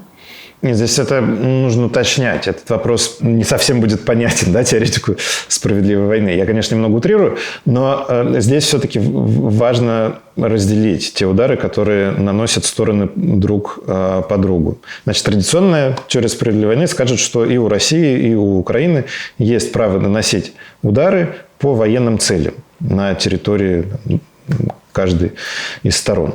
Ревизионисты скажут, что у России нет никакого морального права наносить удары по украинским целям, и неважно, являются ли эти цели гражданскими или военными. У Украины есть, с точки зрения того же Джеффа Макмана, право наносить удары по российским целям, но только по военным. Если под удар попадает гражданское население российское, это не справедливый удар. Но ведь у них гибнут гражданские. Да-да. Но теория справедливой войны – это не теория справедливого наказания и возмездия. И это очень важный момент, действительно, что теория справедливой войны не предлагает использовать насилие для наказания своего противника. Она не работает в логике, что одна страна нападает на другую и убивает, скажем, 1000 гражданских лиц. Нападение, агрессия является причиной, которая обосновывает справедливую войну, ответную, да, самооборону. Война началась с того, что первая агрессивная страна напала и убила 1000 гражданских лиц, да, на территории мирной страны. Если эта мирная страна в ответ начинает вести справедливую войну, но ее целью является убийство 1000 гражданских лиц, граждан, симметричный ответ. Да, вот этой агрессивной страны, это несправедливая война. Это вот какой-то возмездие, убийство, казнь, все что угодно, терроризм, но не справедливая война. Справедливая война не может вестись иначе, кроме как быть сдержанной и ограниченной. Эта сдержанность и ограниченность связана с тем, что жертвами войны могут стать только военные люди, только комбатанты. И это идеал, реализацию которого хотели бы видеть теоретики справедливой войны. Как будто бы это недостижимо. Это недостижимо, но, тем не менее, это очень важная идея, которая, мне кажется, должна влиять на такую более широкую культуру восприятия войны. Мне кажется, что современная культура понимания войны, она во многом, она такая вот очень традиционалистская. Она считает, что война неизбежно будет связана с насилием, неизбежными будут жертвы среди гражданских лиц, и, в общем-то, мы просто должны принять. То есть нормализуют просто, да. И в конечном итоге, совершенно верно, это, конечно же, нормализация насилия, нормализация непропорциональных и не соразмерных атак без всякого различия и нормализация гибели гражданских лиц. Как правило, в современных войнах именно гражданские лица являются основными жертвами войны. Там, если посмотреть статистику, не знаю, там, американские войны в Ираке, в Афганистане, это несколько тысяч погибших военных и сотни тысяч, если не миллионы погибших гражданских лиц. Это очень опасная тенденция, и это нужно менять.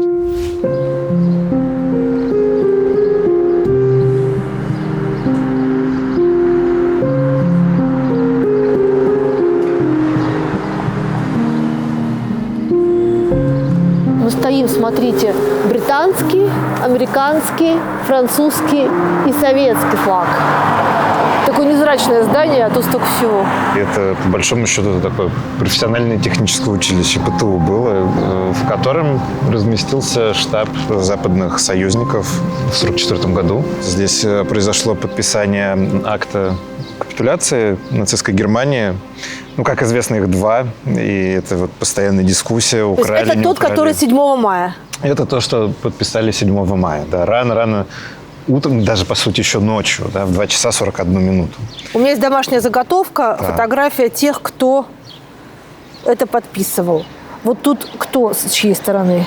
Здесь на переднем плане сидит немецкая сторона, в центре генерал Альфред Йодель, который был главой штаба Вермахта. Его специально пригласили приехать сюда для того, чтобы он подписал уже именно от имени всех нацистских войск. Дальше вот этот человек слева, это адмирал Фридбург, он стал главой ВМФ вместо Дёница. И сначала сюда в Реймс прибывает Фридбург, и он пытается договориться о том, что части немецких войск, которые сражаются с западными союзниками, сдадутся американцам и британцам и французам. На что Эйзенхауэр, глава союзнических войск на Западе, решительно отказывается. Говорит, что мы будем обсуждать только безоговорочную капитуляцию всех нацистских войск перед всеми союзниками, включая советских представителей. И вот здесь с этой стороны сидит генерал-майор Суслопаров, который был советским представителем при Эйзенхауэре, при западных союзниках. И рядом здесь с ним вот такой очень узнаваемый лысый человек, это старший лейтенант Черняев. Очень грустный. Очень грустный, задумчивый. И он, кстати, станет после войны писателем. Но его все в воспоминаниях отмечают. И вот там про других советских представители ничего не говорят, а про Черняева всегда говорят, что а вот был еще такой лысый. Его прям запомнили, да. Ну, здесь, соответственно, сидят там британцы, французы. Это генерал посередине, генерал Смит, американский, который, собственно, подпишет акт капитуляции. Его подпишут со стороны союзников, собственно, Смит и Суслопаров. И в качестве свидетеля французский генерал Савес поставит подпись. Ну, а со стороны Германии капитуляцию подпишет Альфред Йодель. Так, и это произойдет здесь в ночь с 6 на 7 мая? Это произойдет здесь, да. В 2 часа 41 минуту 7 мая подписали капитуляцию. Это драматическая история в истории Второй мировой войны. Западные союзники, мне кажется, делают вот в эти последние дни войны все, чтобы удовлетворить Сталина, чтобы у него не возникло ощущения, что они пытаются с немцами в одностороннем порядке договориться и что-то против Советского Союза сделать, какие-то, в общем, заговоры. Они понимают, что, конечно, он и противник в том числе, но они понимают, что он еще очень обеспокоен, он очень боится, и все его пугает. И что здесь происходит? Прибывает делегация от адмирала Дёница, которая пытается договориться, как раз вот то, чего боится Сталин, она пытается договориться о том, что немцы капитулируют только перед западными союзниками. В ответ Эйзенхауэр говорит, что такого не будет, и мы будем обсуждать только полную капитуляцию. Он приглашает тут же советских представителей, которые находятся в Париже, чтобы они приехали сюда до того, как приедет генерал Йодель. Чтобы вот не было ощущения какого-то одностороннего соглашения, которое за спиной у советских представителей делается. Советский представитель – это как раз генерал-майор Иван Суслопаров. Единственное, что не получается у Суслопарова, это получить из Москвы одобрение на то, чтобы он подписал капитуляцию. Все, уже назначен момент подписания капитуляции, вот эту ночь с 6 на 7 мая, он телеграфирует в Москву, постоянно шлет телеграммы. Эйзенхауэр шлет телеграммы в Москву, они отправляют им акт капитуляции, который будет подписан, и пытаются, по большому счету, от Сталина добиться сигнала, подписывать или не подписывать. А он вообще ничего не говорит? А он ничего не говорит. Мне очень нравится, у одного историка американского есть объяснение этому такое. Он пишет, что, наверное, советские вожди отмечали Пасху в этот день, и поэтому не вышли на связь. Я не знаю, серьезно ли он это писал. И Пасха была 29 апреля в 1945 году. Неважно. В общем, никакой реакции из Москвы нету. Подходит момент подписания. И Суслопаров в очень тяжелой ситуации, потому что ему делать? Не подписывать, это будет означать, что Советский Союз как будто бы остается один на один. С Германией продолжает войну. Я думаю, что и для западных союзников это тоже некомфортная ситуация, что они в одностороннем порядке выходят из войны и оставляют Советский Союз без подписанного соглашения с Германией. В общем, Суслопаров решается на то, чтобы подписать. То есть это его собственное решение, вообще без одобрения? И они подписывают документ, и потом, спустя еще пару часов, наконец-то приходит сообщение из Москвы. От Сталина. Сталин говорит, договор, подписанный в Реймсе, нельзя отменить, но его нельзя и признать. Капитуляция должна быть учинена как важнейший исторический акт и принята не на территории победителей, а там, откуда пришла фашистская агрессия, в Берлине. И ему не нравится, что Суслопаров как-то мелковат, что какой-то генерал-майор, несерьезно это все. Он, очевидно, хочет большую, красивую церемонию в Берлине, чтобы это все было так помпезно смотрелось, и чтобы все понимали, кто тут настоящий победитель. И опять же, западные союзники идут ему навстречу, они соглашаются не объявлять о том, что капитуляция подписана на протяжении еще 1,5 дней. До 8 мая они не как вот есть журналисты в этом зале, присутствуют во время подписания, но им запрещают распространять новость о том, что Германия уже капитулировала на самом деле. И там есть история про то, что один из журналистов все-таки нарушил это обещание, но в принципе ни журналисты, ни лидеры Британии, Соединенных Штатов не объявляли о капитуляции до второй половины 8 мая.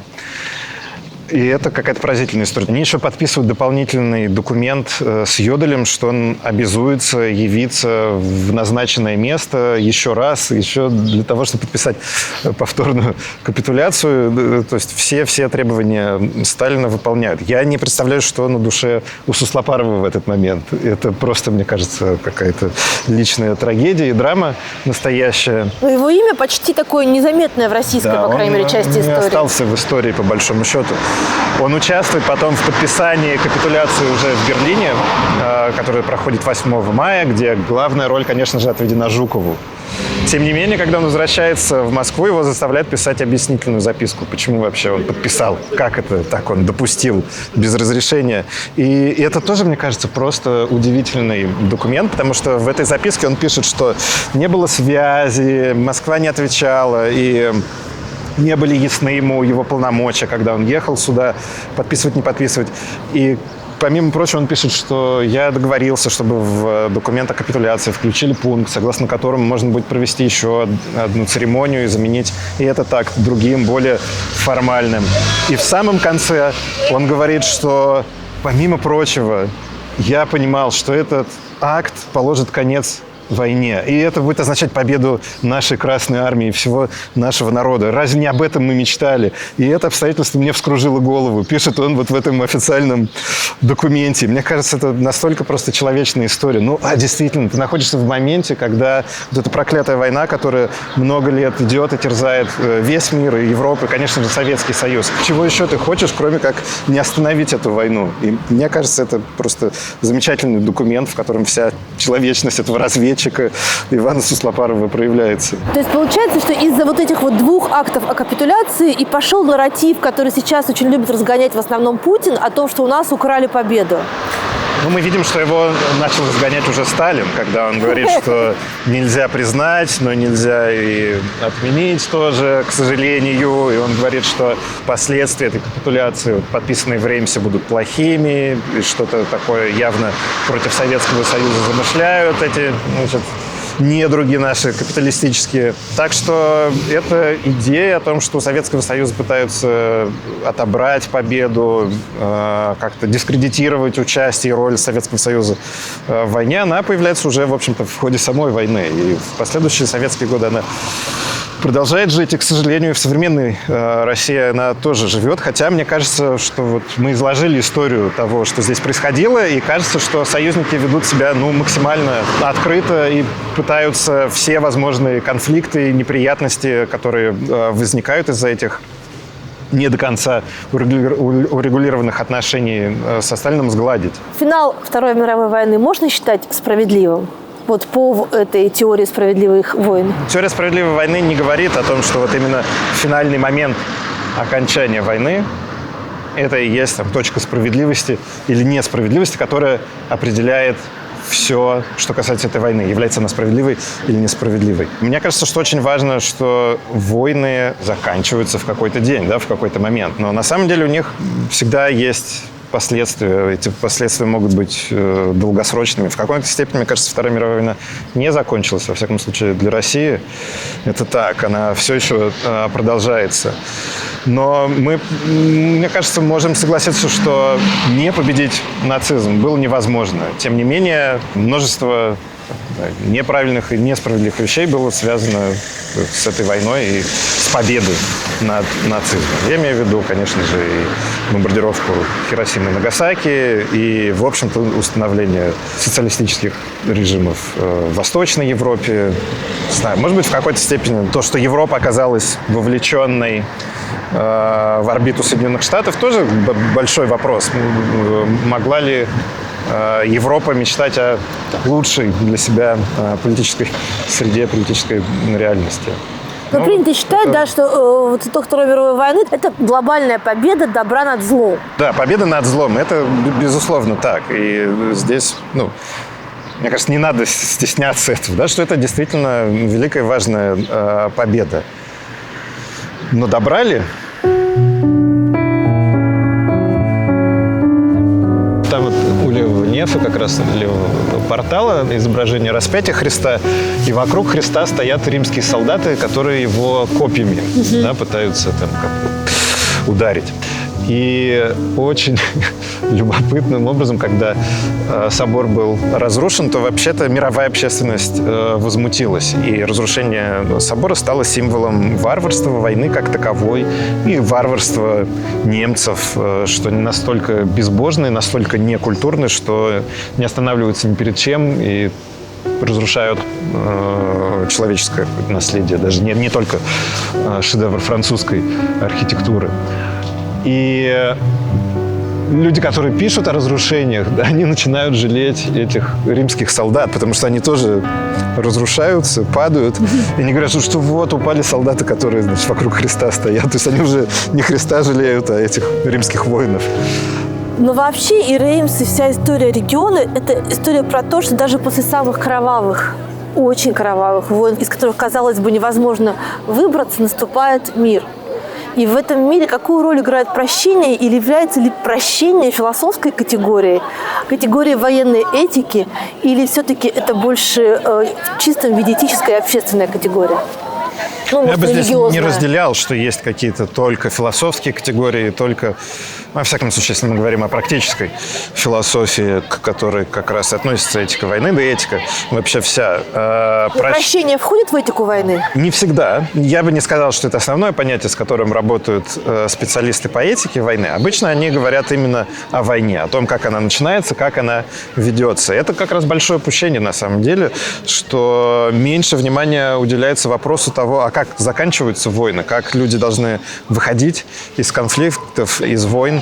Тем не менее, категория прощения важная, и она важна, в частности, для тех, кто занимается как раз поствоенной справедливостью, да, практиками выхода из конфликтов. Мне кажется, что война часто провоцирует желание мести, желание наказания, особенно вот в ситуации, когда справедливый победитель нанес поражение несправедливому врагу, как это было вот 2 раза в 20 веке по итогам Первой и Второй мировых войн. Ну, во всяком случае, победителям так казалось, да, что они справедливая страна, и они одержали победу. Хочется наказать, и это какое-то естественное такое чувство и желание, но, видимо, не стоит поддаваться этому искушению. Война может использоваться для того, чтобы бороться со злом. Но она точно не должна превращаться в инструмент наказания и в инструмент мести. Потому что это ведет к неограниченному насилию, это ведет к чувствам реваншизма, это перезапускает заново опасный процесс, который в итоге приводит к новой войне или к каким-то новым насильственным акциям. Что, с вашей точки зрения, можно было бы сделать для того, чтобы Вторая мировая война действительно положила конец глобальным конфликтам? И можно ли было бы что-то сделать? Ну, видимо, именно Вторая мировая война не могла положить конец конфликтам, потому что это, да, была война с общим врагом или врагами, союзниками Германии, но все-таки это союзники, да, теперь уже, которые боролись против Германии, не были друзьями, и, в общем, ни один из них не был империей добра, если угодно. Поэтому я не думаю, что эта война могла бы закончиться вот таким вечным миром и установлением глобальной справедливости. Союзники все прекрасно понимали. Да? Почему так Сталин переживал, что у него якобы хотят отобрать победу? Конечно же, он уже понимал, что война с Германией заканчивается, но противостояние с Соединенными Штатами, в первую очередь с Великобританией, только начинается или будет продолжаться с еще большей силой, и он, как бы, в общем, ни из какого конфликта, по большому счету, не выходил. Да? Он продолжал продвигаться через череду конфликтов, которые сменяли один другой. Во Второй мировой войне кто ваш любимый герой? Я думаю, что обычные люди, которых мы не считаем героями, и имена которых не знаем, и не подозреваем об их существовании. Это люди, которые жертвуют собой, оказавшись, да, вот в этих очень тяжелых ситуациях, когда, может быть, они тоже понимают, что их правительство не то чтобы там самые лучшие люди на планете и сила добра, но, тем не менее, они принимают решение сражаться с нацизмом и явно сражаться со злом. Я думаю, что это не только то, что переживали в Советском Союзе, где образ священной войны был использован с самого начала Великой Отечественной войны. Кажется, это общее ощущение, общее представление и европейцев, и китайцев, и вообще миллионов человек на Земле. Вот это и есть мой любимый герой. Народ. Второй мировой войны. Да, люди, народ. Получается, что это не рельсы, а это скамеечки. Да, это скамейка, которая должна заставить тебя думать о мире. Каким образом? Что ты садишься посреди этого безмятежного леса, поют птички, пахнет грибами, очень приятно. Солнце играет в зеркалах, установленных в скамейке. Ты наслаждаешься умиротворением. Когда вы начинали заниматься этикой войны, вы верили в то, что вы на своем веку увидите момент, что в мире не будет ни одной войны? Я не верил именно вот в это, но я думаю, что в принципе люди могут избавиться от межгосударственных войн. Я думаю, что через развитие хороших институтов мы можем сделать так, чтобы государства между собой не воевали. Я думаю, что не исчезнут войны, связанные с тем, что будут национально-освободительные движения, террористические активности. То есть вот такие асимметричные войны, как их называют в науке, когда государство борется с негосударственным субъектом, с негосударственными структурами. Но государства между собой уж точно могут не воевать. Но люди, которые вам оппонируют, говорят, что воевать в том числе в природе человека. И это значит, что с развитием оружия, с развитием способов убийства друг друга люди будут стараться их применить. Они будут стараться их применить на войне. Это еще Клаузевиц учил, что использование разума нисколько не противоречит тому, что люди занимаются войнами, да, то есть это такое наследие эпохи Просвещения, когда как раз многим казалось, что сейчас мы создадим хорошую науку, и вообще человечество прогрессирует так, что и от войн заодно избавится. Вот Клаузевиц, один из таких самых, может быть, важных авторов, которые пишут о войне, он говорит, что нет. Использование разума, она только помогает тем, у кого появляется как раз вот лучшее оружие, новые технические средства ведения войны. Кажется, что война – это социальное явление. Люди в какой-то момент начали воевать, да, вот исторически, антропологически это можно проследить. Когда они жили на соседних территориях и когда у них не хватало каких-то ценных для них ресурсов. Они начинали конфликтовать между собой. Да? Постепенно потом все это превратилось в то, что воюют в том числе и уже большие группы лиц, а не маленькие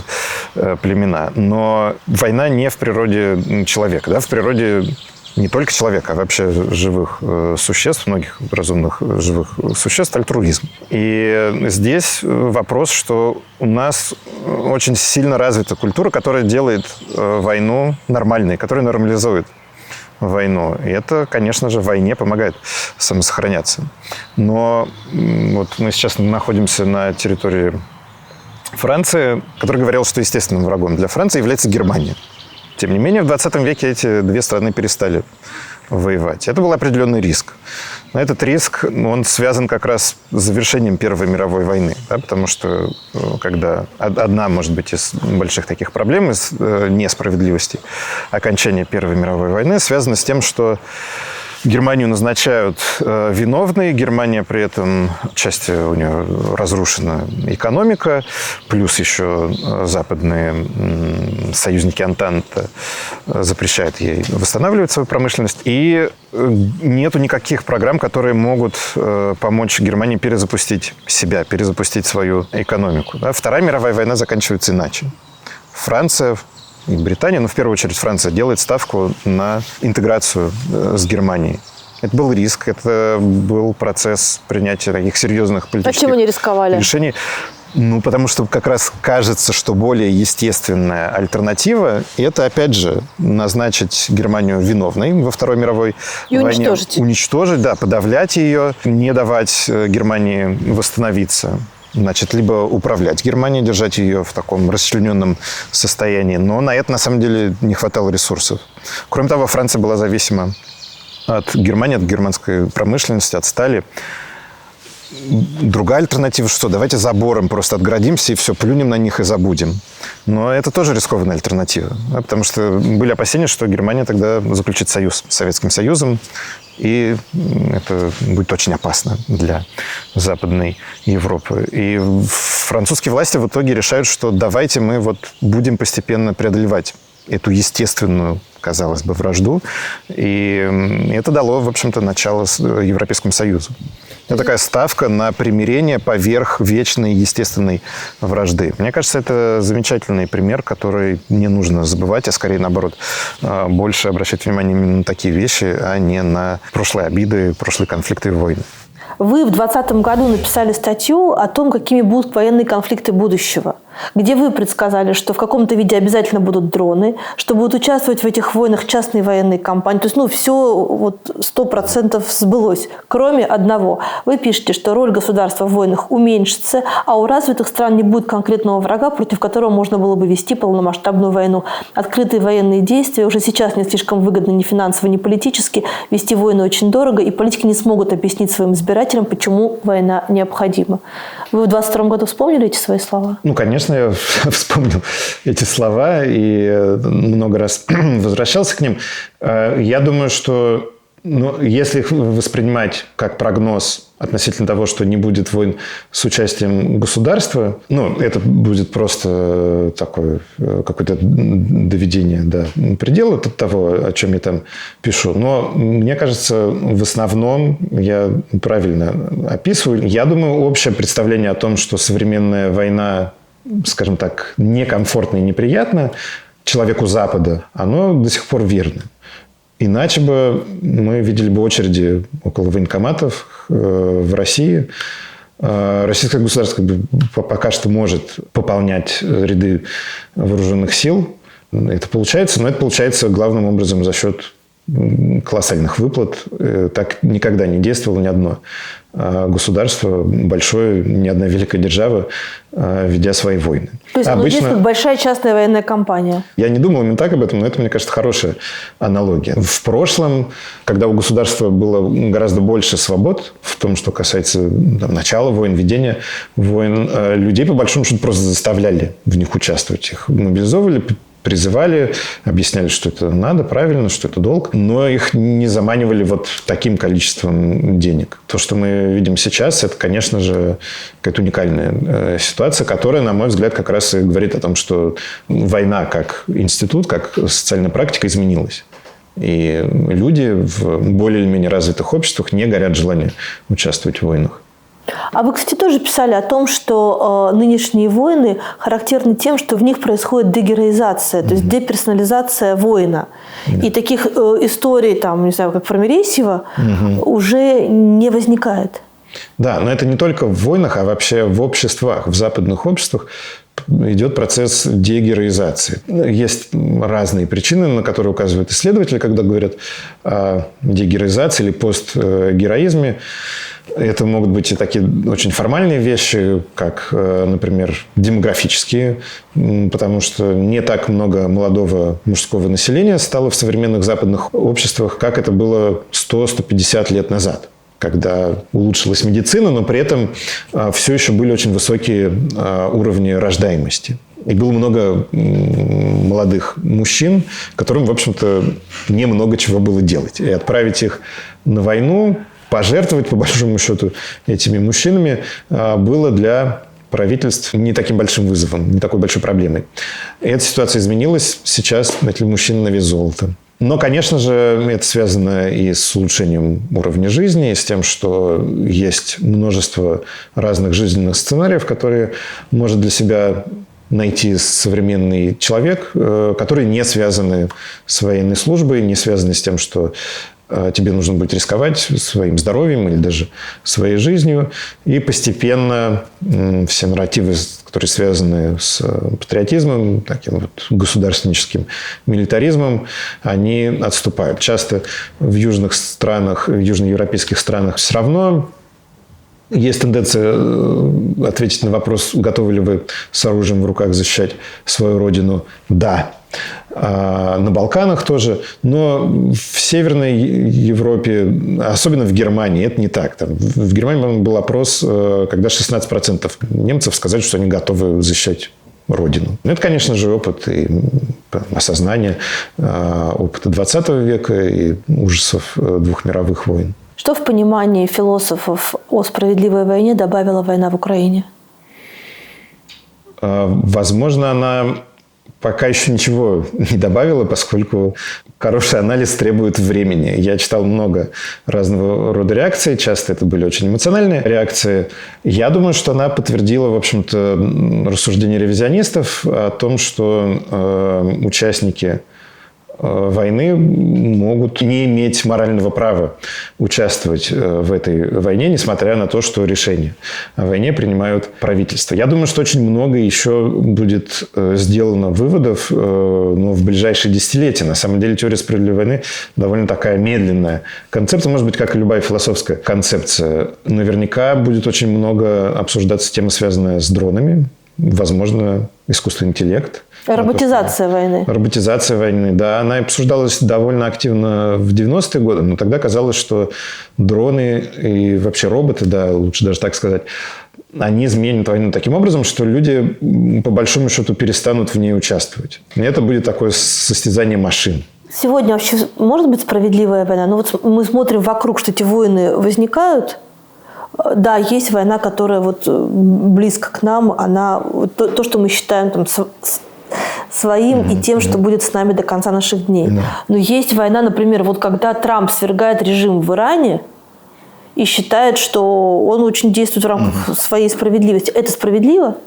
Если отвечать, скажем так, с позиции теории справедливой войны, нет, это несправедливо. Смена режима – это несправедливая причина войны. Даже если тебе кажется, что тот режим не очень. Не очень. Ну, многие режимы не очень. Мы вообще живем в мире, где большая часть современных режимов – это авторитарные режимы, а не демократические. Нет, войны по смене режима несправедливы. Я бы от себя еще добавил вот к тому, что скажет формальный, такой строгий теоретик справедливой войны, что проблема с современными войнами – это то, что у них иногда может быть даже какая-то веская причина, но не всегда у правительств, которые начинают эти войны, есть возможность контролировать будущее и умело предсказывать, что они в силе закончить эту войну. Самая большая проблема с войнами – это не ее начало, на которой как раз сфокусирована теория справедливой войны. Это ее окончание. То, как завершить войну, как не допустить, чтобы последствием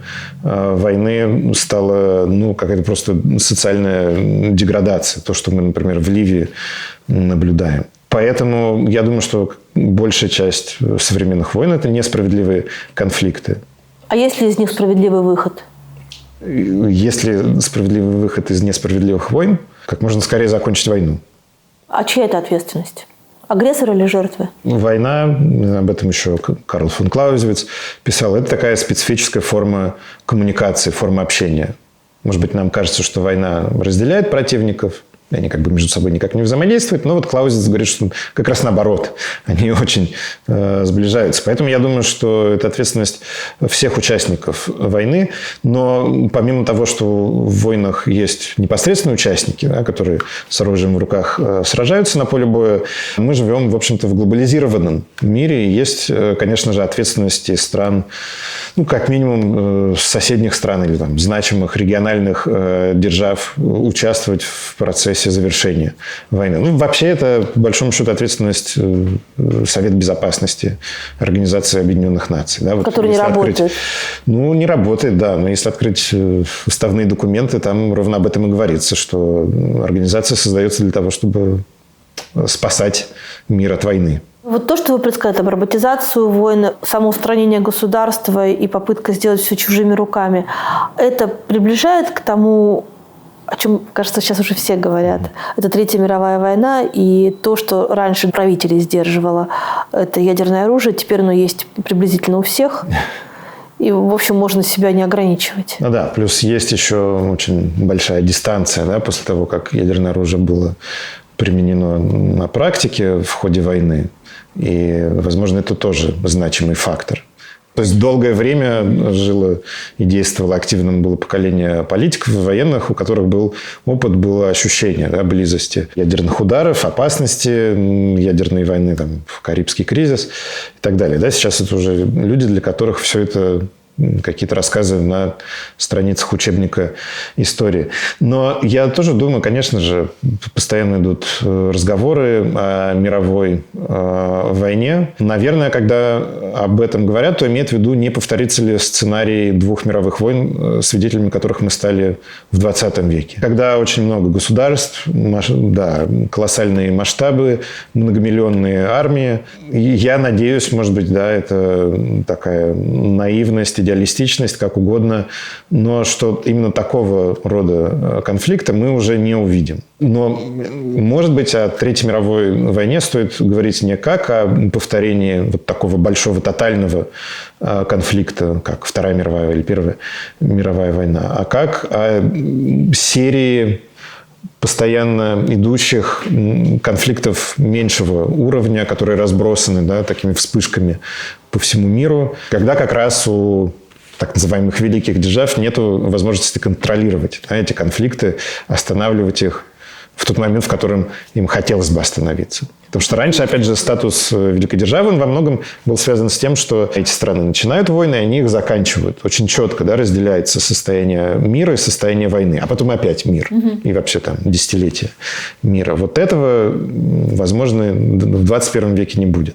То есть будет такая нормализация постоянно текущей войны? Или рутинность, скорее, войны. То есть нормализация – это когда мы считаем, что явление, которое мы наблюдаем, оно правильное, неизбежное, вот, мы перестаем реагировать на него. Я думаю, что на войны, как на серьезный вызов, как на опасность, люди не перестанут, конечно же, реагировать таким как бы серьезным, тревожным образом. А ситуация, в которой люди скажут правителям, что мы вообще в этом больше не участвуем, это совсем уже идеальный мир? Я думаю, что это совсем идеальный мир, да. И это невозможно? Не в 21 веке. Мне кажется, я в большей степени двигаюсь в сторону теории справедливого мира, а не справедливой войны. Это такое немножко альтернативное направление, которое считает, тоже идеалист? Да. Здравствуйте. Здравствуйте. Который считает, что надо больше внимания уделять всему, что связано с ненасильственными способами решения конфликтов или, может быть, даже как раз выхода из войны и давления на правительство, чтобы они выходили из войны. То есть, повторюсь, основной акцент и мировой литературы, и исторической науки, и уж, конечно же, всего, что связано с политикой, все говорило о том, что война ради своего отечества – это очень хорошо, правильно и почетно. И гораздо меньше внимания уделялось таким ненасильственным практикам сопротивления и вообще ненасильственному просвещению. Но обычно, когда мы говорим о линейке, на которой расположены различные теории, то теория справедливой войны ставит между пацифизмом и политическим реализмом. Пацифизм говорит, что война никогда не может быть морально оправдана, а политический реализм говорит о том, что война – это в целом нормально для мира государства. А теория справедливой войны, соответственно, говорит, что война скорее должна быть запрещена, но в некоторых случаях разрешена. Да? Ну, вот некоторые мои коллеги, там, в частности, Борис Николаевич Кашников, они считают, что действительно теория справедливой войны двигается куда-то в сторону милитаризма, поскольку допускает войны и как раз морально обосновывает войны. Милитаризм – это попытка сказать, что война не должна быть вообще порицаема с моральной точки зрения, потому что она приносит очень много разных выгод обществам, которые в ней участвуют. И люди, прошедшие через войну, они приобретают такие качества, добродетели, которые они нигде и никогда больше не получат. Ну, все, что связано там, с представлениями о хорошем солдате, хорошем военном, это идеи о готовности жертвовать собой и поставить общественные интересы выше личных интересов. И, конечно же, представление о том, что существует особенное солдатское братство, где все спаяны между собой и поддерживают друг друга. Да, ну, часть этих идей, это, конечно, совершенные мифы, но вот милитаристы считают, что война полезна для обществ, для государств, и поэтому ее не нужно как раз морально критиковать, наоборот, нужно быть готовым к тому, чтобы воевать. Почему нет никаких памятных знаков, обелисков, монументов и даже памятных дат в связи, там, не знаю, с Отечественной войной 12 года, с Турецкой войной, с Крым, с какой угодно войной. Но по поводу Первой мировой войны есть маки повсюду, которые люди прикрепляют себе на лацкан. Есть куча обелисков и монументов, а по поводу Второй мировой войны просто весь мир опоясан этими монументами. Действительно, раньше, в предыдущей эпохе, в большей степени акцент делался на каких-то выдающихся личностях, на рыцарях, королях, полководцах, да, которые олицетворяли собой благородное участие в войне. Они были главными героями войны. В XIX веке это меняется. В XIX веке начинается культура коммеморации, культура сохранения памяти как раз в том числе о рядовых участниках войн. Например, в 1912 году, столетие войны 1812 года, и Россия, ну, особенно Бородино, оно покрывается просто памятниками, посвященными и войне, и этой битве, и дальнейшим походам русской армии. И постепенно создаются такие вот практики воспоминания о рядовых участниках войны.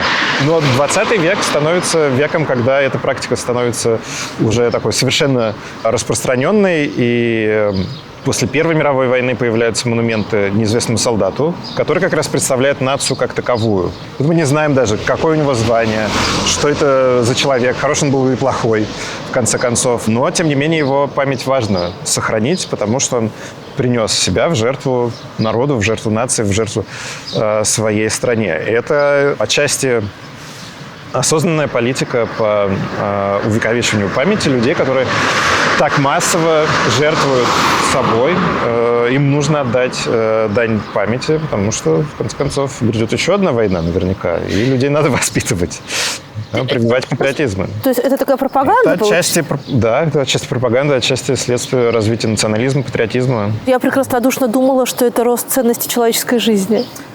Ну, отчасти можно связать две эти вещи. Первая мировая война – большая травма для Франции и Великобритании, например. И, конечно же, в ответ на вот эти личные переживания людей, в общем-то, европейские народы довольно тяжело переживают Первую мировую войну. Уже не так просто загнать людей вообще-то на войну становится. И, конечно же, в ответ на это переживание этих кризисов и травм войны правительства осознанно дают дань должного уважения простым людям, которые участвуют в войне. Да? И, мемориалы могут включать в себя, например, не только попытку увековечить память военных, а что-то сказать о тыле. Вот, там тоже за женщины, например, сражаются. Это тоже важные участники войны. Но я бы, в общем, не убирал за скобки все, что связано с таким, по большому счету, политическим использованием памяти о войне и памяти о жертвах войны. Было ли у вас в 22 году такое ощущение, как у многих людей гуманитарных профессий, что вот все, что вы строили, все, во что вы верили, оказалось абсолютно бессмысленным и бесполезным, и вы никак не можете это применить и кому-то этим помочь? Ну, я думаю, что было, конечно же, момент какого-то отчаяния. Вообще, я не собирался уезжать. И у меня, наверное, была мечта, что в какой-то момент я и мои коллеги, у меня уже появлялись студенты, которые работали со мной, аспиранты, что мы можем построить как раз какую-то систему взаимодействия между, скажем так, гражданским обществом, между интеллектуальным сообществом и военными, во всяком случае, в России. И что, это не задача, 1 года, 5 лет. Это задача, на самом деле, десятилетий, но что, во всяком случае, у нас получится пойти по этому направлению. Понятно, сейчас об этом странно как-то продолжать мечтать и надеяться на это. Но я думаю, что спустя какое-то время все-таки я как-то собрался и считаю все еще необходимым заниматься исследованиями войн вообще и, в частности, этикой войны тоже. Вы с украинскими коллегами находитесь в контакте по вопросу обсуждения возможного окончания российско-украинской войны? Возможного выхода из нее? У меня есть украинские коллеги, с которыми мы в контакте. Мы не можем, мне кажется, найти или договориться о сценарии окончания этой войны, который удовлетворил бы наше правительство. То есть вы между собой, как философы, видите эту историю, а тот вариант, который был бы приемлем для правительства? На политическом уровне, да. Я думаю, что история нас научила тому, что войны очень плохо, очень медленно заканчиваются. Множество примеров, когда казалось, что уже навоевались, и, наверное, в этом году подпишут перемирие или мирное соглашение, потом война продолжается еще 5 лет. Вот сейчас 2026 год, я не жду близкого окончания, завершения этой войны. Я думаю, что война в какой-то момент завершится перемирием, которое, тем не менее, не приведет к заключению мирного соглашения. Таких сценариев тоже много. Ну, обычно вспоминают Корею в этом смысле. Но, на самом деле, там нету, допустим, мирного соглашения между Советским Союзом, там, Россией и Японией. Но я думаю, что это перемирие будет отличаться там, от сценария российско-японских отношений уж точно, или даже корейских, тем, что оно будет постоянно нарушаться. То есть, мне кажется, вот будет такая бесконечная, вялотекущая, ну вот не война скажем так, с научной точки зрения, да, когда из интересов статистики говорят, что война – это вооруженный конфликт, в котором 1000 человек в год погибает. То есть, ну, я надеюсь, что не будет погибать 1000 человек в год, но будут происходить постоянные стычки, постоянные нарушения перемирия, и конфликт будет продолжаться еще довольно долго, пока значительным образом не изменятся политические режимы в одной из стран. Кто должен отмерять тот момент, в который люди должны остановиться? Вот в котором все, стоп. Сложный вопрос, потому что на него можно пытаться ответить, пытаться смотреть с разных перспектив.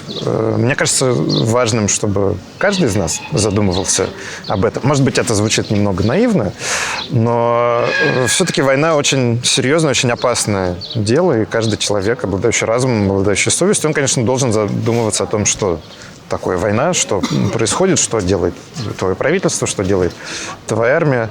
Но обычного человека нет власти решать, определить, да, что вот именно сейчас война должна закончиться. Но это не значит, что он должен выпадать из общественной дискуссии и сдаваться и отказывать себе в праве думать об этом. Конечно же, есть какие-то правовые институты, которые пытаются регулировать моменты и начала войны, и окончания войны. Но часто они дают сбой. Конечно, вопрос об окончании войны, мы понимаем, что находится в зоне ответственности политиков. Это их обязанность, это их право, да, по конституциям или каким-то другим. То есть это не на поле боя решается все-таки? Ну, на поле боя это решается, но в любом случае окончание войны будет политическим процессом, а не военным. Это предмет обсуждения договоренности между политиками.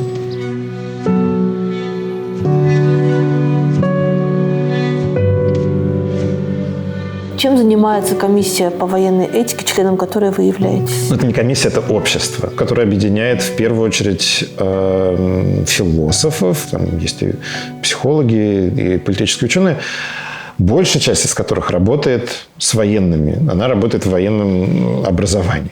Но в любом случае это люди, которые как раз и специализируются на проблематике, связанной с военной этикой, с теорией справедливой войны. Ну, может быть, кто-то занимает какие-то другие теоретические позиции. Но это такое вот профессиональное сообщество, которое раз в год встречается, проводит конференцию, обсуждать какие-то актуальные вопросы, актуальные направления развития в современной военной этике. Ну и для них важен трек, связанный все-таки с военным образованием. В России этого не было как раз. Но это есть там в европейских странах, например, в Северной Америке. Я думаю, что задача, которая объективно может быть поставлена перед философами любыми, и в частности перед теми, кто занимается исследованием политики или войны, и это создание языка, на котором можно обсуждать эти явления. То есть смягчение нравов – это более сложный процесс такой общечеловеческой эволюции, развития, прогресса, который, конечно же, происходит. И там, не знаю, по многим вопросам нравы смягчились. Не знаю, там, рабство отменили. Как-то уже кажется, что даже женщин не очень хорошо бить. Тоже неплохое и важное достижение. Ну, в общем, есть много примеров, на самом деле, на которые мы можем указать и продемонстрировать, что все-таки происходит определенная эволюция. Она, я думаю, что происходит и в отношении войны тоже. И такое негуманное, несдержанное ведение войны является проблемой для самих военных. Иначе бы они не пытались спрятать последствия своих действий, замаскировать их как-то или отказаться от них. Несколько столетий назад это не было проблемой. Сейчас это уже является, отчасти это связано с тем, что просто появилось понятие военного преступления. Но я думаю, что и некое такое общественное, как раз вот этическое восприятие, оно тоже дает о себе знать. Но, в общем, философы могут отвечать, если так очень узко судить, о том, что у нас появляется набор понятий, набор критериев, набор каких-то рассуждений, при помощи которых мы можем анализировать, обсуждать то или иное явление. Вот это та минимальная задача, которая может стоять перед философами. Да, конечно же, идеально, если политики перенимают какие-то философские идеи, ограничения, но, мне кажется, иногда они делают это, скажем так, ради собственного блага, но не пытаясь строго следовать тому, о чем говорят философы. И скорее, если говорить о войнах, они скорее используют язык теории справедливой войны для того, чтобы войны оправдать, а не для того, чтобы сдерживать их и ограничивать их. Что в вашем представлении об военной этике поменялось с 22 года? Немного поменялось. Может быть, наоборот, я стал более уверен в каких-то интуициях, которые у меня были до 22 года. Но, естественно, сама дискуссия о войне, особенно публичная дискуссия, стала гораздо более сложной. Да? Это касается и просто того, что я, как я сам воспринимаю войну и как я переживаю ее. Но это, конечно же, касается и институциональных вещей. Ты иногда сталкиваешься с ограничениями, с запретами. Сама среда в этом смысле стала более такой тяжелой. Я имею в виду, да, профессиональная среда, рабочая среда. В 22 году вы думали о том, имеете ли вы теперь право говорить о военной этике? Вы все-таки по своему происхождению, по своему паспорту вы относитесь к стране-агрессору? Мне кажется, что я имею право говорить о военной этике, потому что это моя профессиональная обязанность, это моя работа. Я в этом смысле не считаю, что паспорт накладывает ограничения. Может быть, мораль в этом смысле даже и этика, да, философия лучше других дисциплин, потому что она претендует все-таки на универсальность. Ты не должен говорить о морали, ориентируясь на выгоды для своего государства, своего отечества, своего народа. И поэтому, мне кажется, что даже в таких условиях можно продолжать заниматься военной этикой. То есть было ли мне тяжело? Было. Считал ли я, что у меня появился какой-то запрет на профессию? Нет.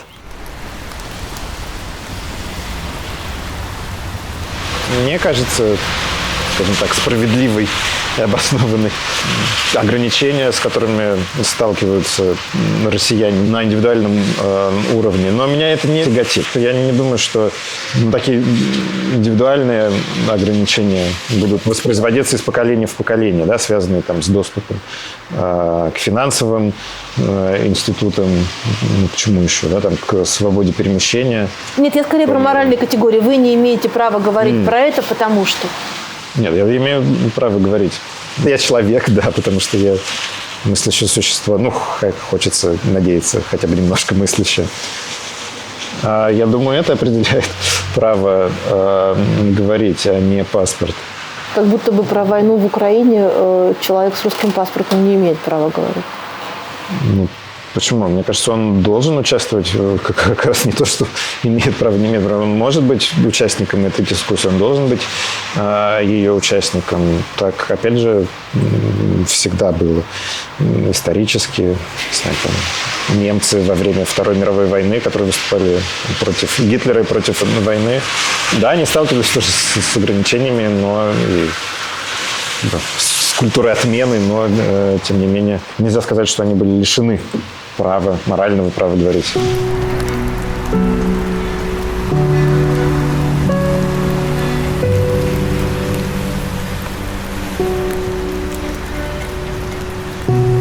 Я смотрю на такие города, как Реймс, которые пережили такое количество войн, и, в общем, вот повсюду были в беде, а теперь нет, вот, оказывается, можно жить. Все, что с ними было, прошло, а теперь как-то по-другому.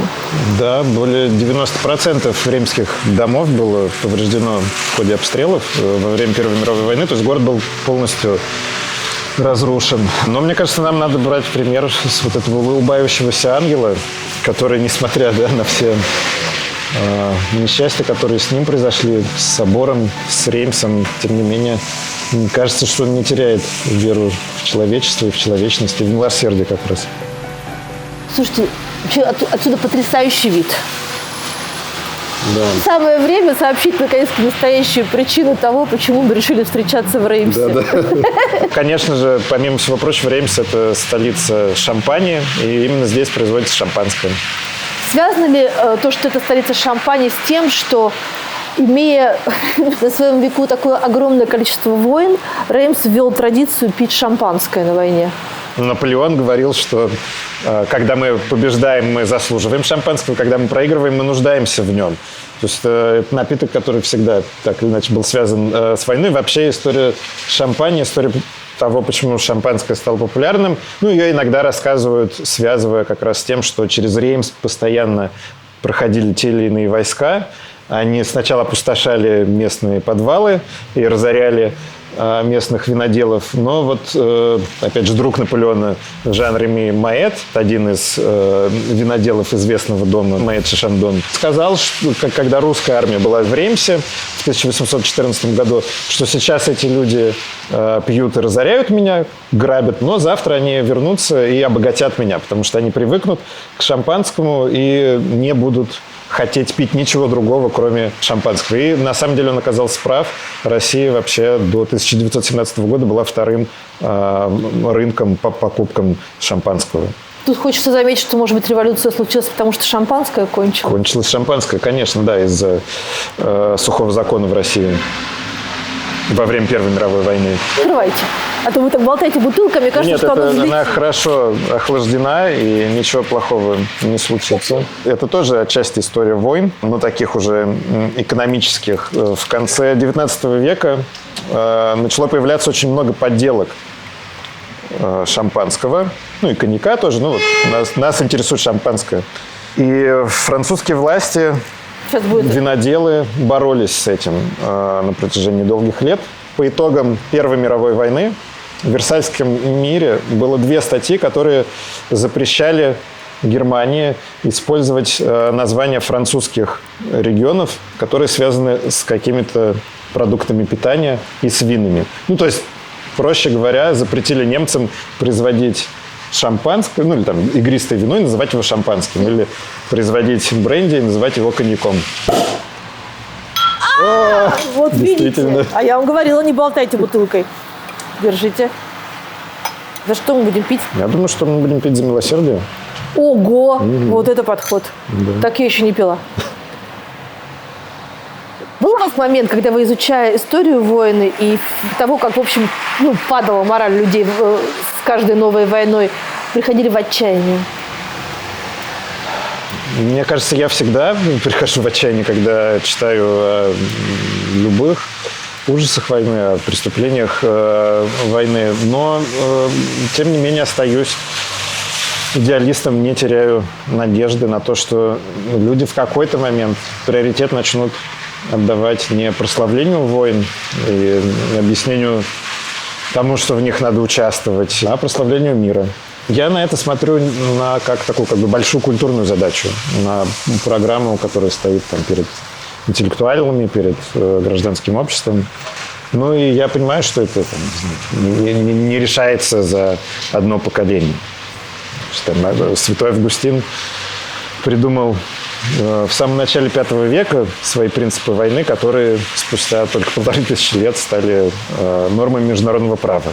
В общем, философия очень медленная наука, но практически последствия она имеет. Когда я учился, я понимал, что я хотел бы остаться в университете, работать в научно-академической среде. Мне всегда было одновременно интересно и заниматься исследованиями, и преподавать, но мне также казалось, что важно заниматься чем-то за пределами университета. Поэтому я довольно активно участвую в публичном просвещении и с удовольствием провожу курсы не для студентов, а для людей, которые интересуются наукой или интересуются какими-то общественными темами, проблемами сложными.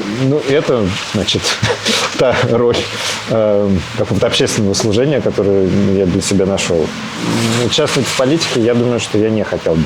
Выберите, пожалуйста, милосердие или справедливость. Я выберу милосердие, ну, потому что, мне кажется, оно включает в себя справедливость.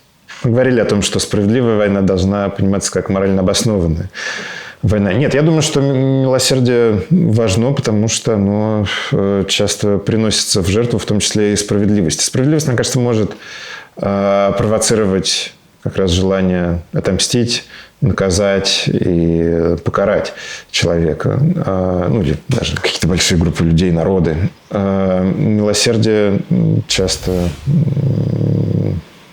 оказывается в забвении, и ему нужно отдавать предпочтение. Свобода или стабильность? Свобода. Правда или безопасность? Соединить их нельзя. Я думаю, что правда все-таки. Но здесь я не хочу сказать, что я герой, и поэтому смотря еще какая опасность. Ну, в общем, конечно же, правда. Родина или истина? Ну, истина, конечно. Что с нами будет дальше?